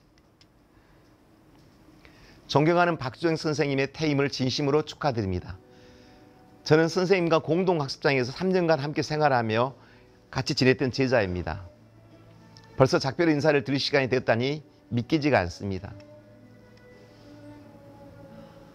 지금으로부터 20년 전 저는 집안 사정으로 가족은 서울로 저는 강주에서 남아 학업을 지속하기로 하며 선생님이 운영하시는 공동학습장에서 지내게 되었습니다. 선생님은 94년부터 이미 여러 사정으로 힘든 아이들과 살고 계셨고 저는 2000년에 인연을 맺어서 3년 고등학교 시절을 선생님과 함께 살았습니다. 저에게 꿈도 희망도 특별하게 없던 시절이었습니다. 선생님은 새벽같이 일어나 저희들을 깨우는 일부터 하루를 시작합니다. 아무리 소리를 쳐도 일어나기는커녕 대꾸도 없는 우리를 선생님은 이불을 걷고 밥을 하고 도시락을 싸고 수백 번 우리를 깨워서 아침을 먹여서 10km 거리의 학교로 실어 나르셨죠. 그 차를 잊지 못합니다. 빨간 프라이드. 저희들을 10년 동안 싣고 다니느라 주행 기록 54만 킬로.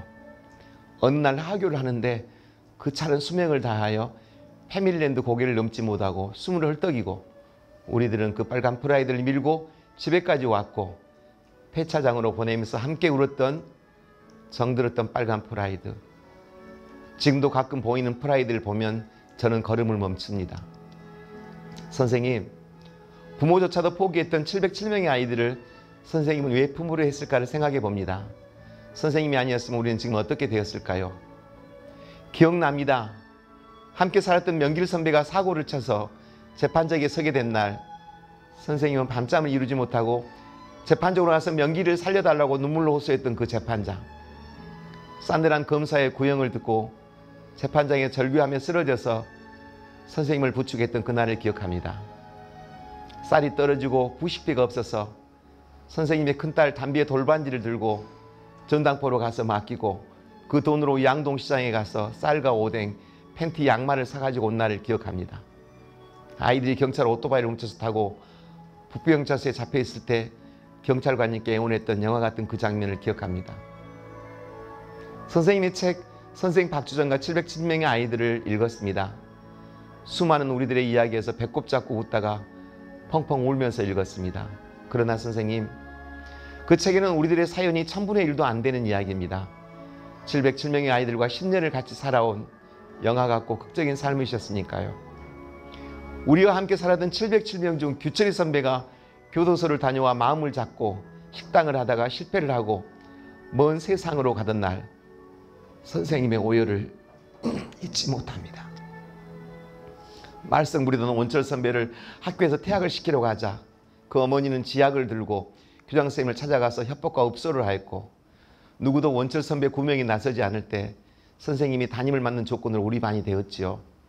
그러나 원철 선배는 선생님의 마음을 모르고 다른 선생님들에게 대들게 되자 수많은 선생님들이 우리 선생님을 왕따시키고 수군거리고 온갖 억측으로 선생님을 음해할 때 집에 돌아와 몰래 흘리던 눈물을 기억합니다.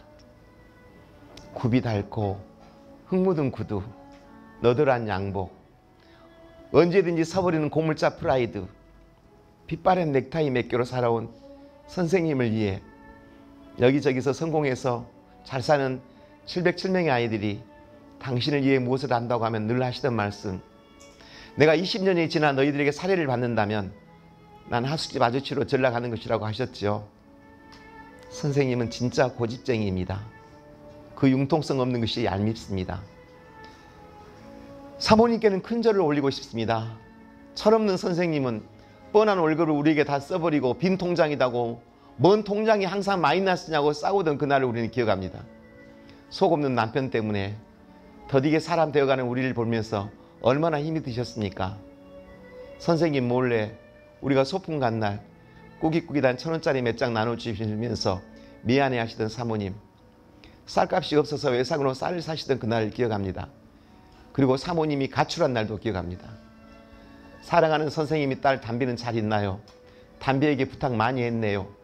담배 피는 것 아빠한테 이러지 말라고. 사모님 지갑에서 돈 훔친 거 빌린 거라고. 보고 싶습니다.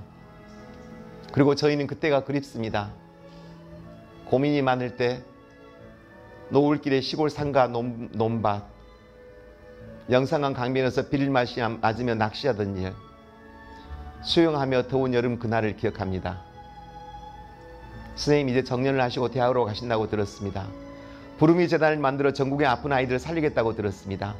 전국 공연과 강의를 다니실 거라고 들었습니다. 이제 선생님 연수도 상당합니다. 선생님 건강이 걱정됩니다. 선생님의 빈 통장 때문에 노후도 걱정이 됩니다.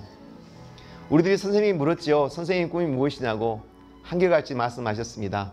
죽어서 묘비에 박주정은 한평생 비탈에 선 아이들 위해 살다 갔다라고 묘비명에 쓰고 싶다고요. 저희들이 그 묘비명과 원하시던 꽃상에는 준비하겠습니다. 선생님은 우리의 아빠였고 철없는 친구였고 성자였습니다. 선생님 너무 잘 사셨습니다. 선생님 건강 잘 챙기셔서 우리들도 저희 곁에 계셔주세요. 존경하고 감사합니다. 이렇게 글을 보내주셨습니다.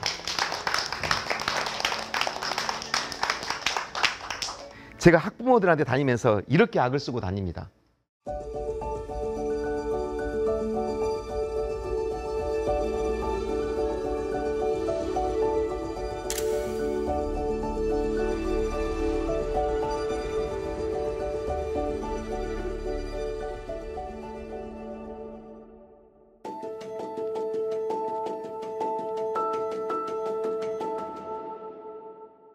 솔직한 고백을 좀 하고 싶습니다.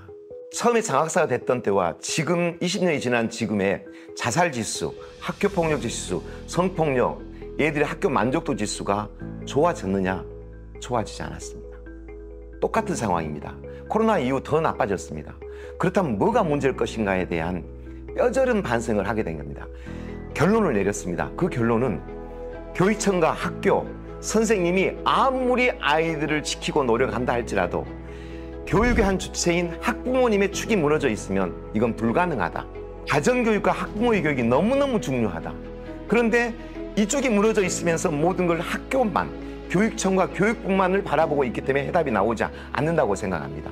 이 아이들과 가장 많은 시간을 보내는 학부모님의 역할은 너무너무 중요합니다. 두 가지입니다. 하나는 우리 학부모님들이 우리 자녀하고 소통하고 대화하는 방법 배우셔야 되고요. 두 번째는 정말 몇십 년 후에 우리 아이들의 세계는 어떻게 변할 것인가에 대해서 늘 공부하는 그런 모습을 저는 부탁드리고 싶습니다. 선생님들이 이 아이를 가르치는 데 있어서 가장 중요한 것은 사명감과 권위입니다. 사명감과 권위를 주셔야만 됩니다. 학부모님들께서 선생님한테 사명감을 줄 수 있는 분위기를 만들어 주셔야 되고, 다소 어려움이 있더라도 가능하면 존경하고 애우를 갖춰주셔야 된다고 나는 생각을 합니다. 이 교권하고 인권하고 대립적 시각을 보는데요. 선생님에 대한 교권이 필요하다. 학생에 대한 인권이 필요하다. 그게 아니라 모두의 인권이 필요한 거죠. 그게 중심은 서로 그 사람의 인격을 존중하는 것. 이걸 가르쳐야 된다는 거죠. 즉 학교는 아름다워야 됩니다. 아름답고 즐겁고 신나고, 그리고 뭔가 선생님들한테서 감동받고 이러한 곳을 만들어야만 저는 된다고 생각합니다. 학교는 그런 곳이어야만 됩니다.